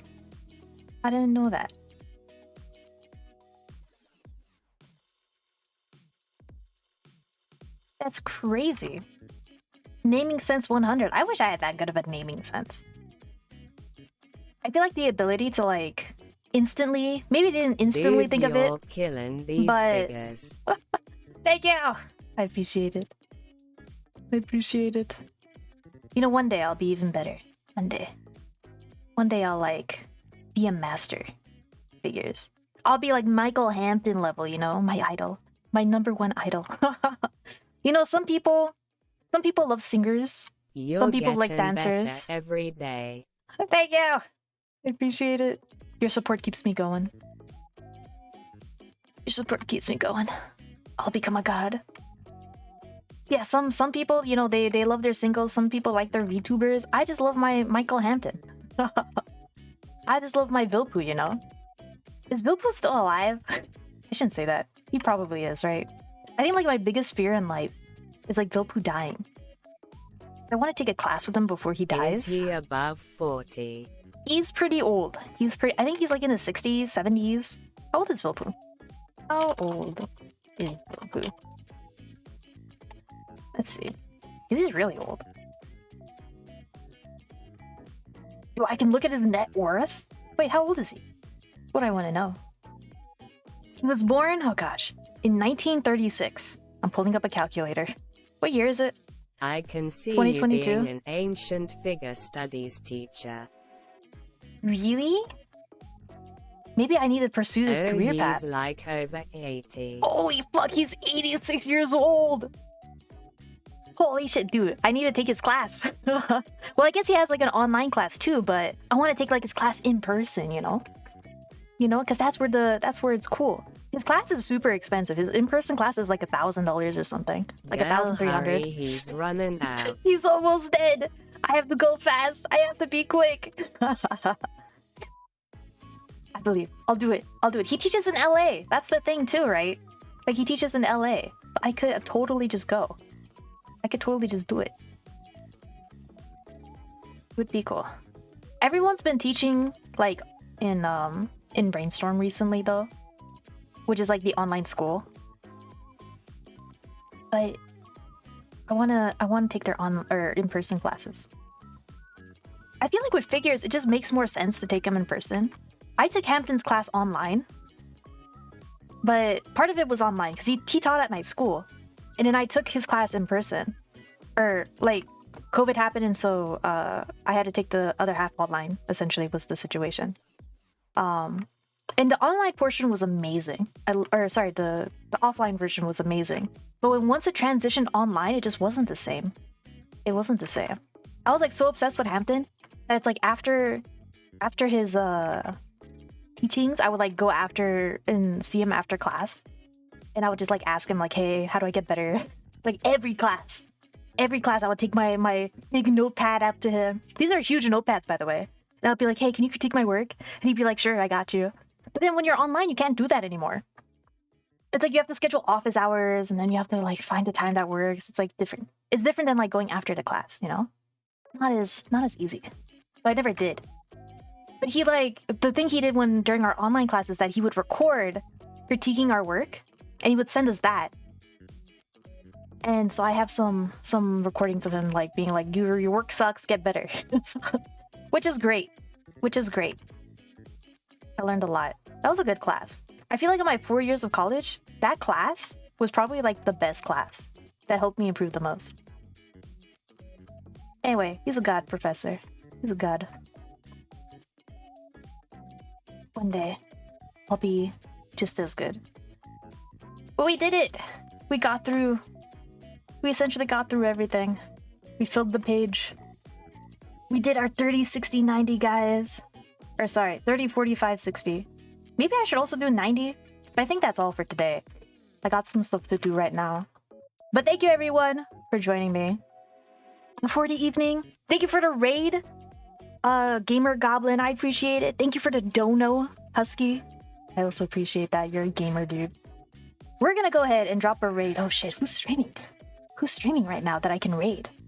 Who's drawing? Is anyone drawing right now? Any other art streams? No. But oh, you know, one of my friends, one of my homeboys, recently started streaming again. I think you guys should go let him know that he's got this. He's playing the new One Piece Odyssey game, which is really cool. It looks really good. Anyone watch One Piece? I think One Piece is amazing. Probably like maybe one of my favorite animes out there. It's so good. But thank you everyone who stopped by. I hope you all have a good night. Take it easy. I remember the line, EO. I remember that the One Piece is real, and we're about to go and see it. And I will see you when I see you. Let's go raid!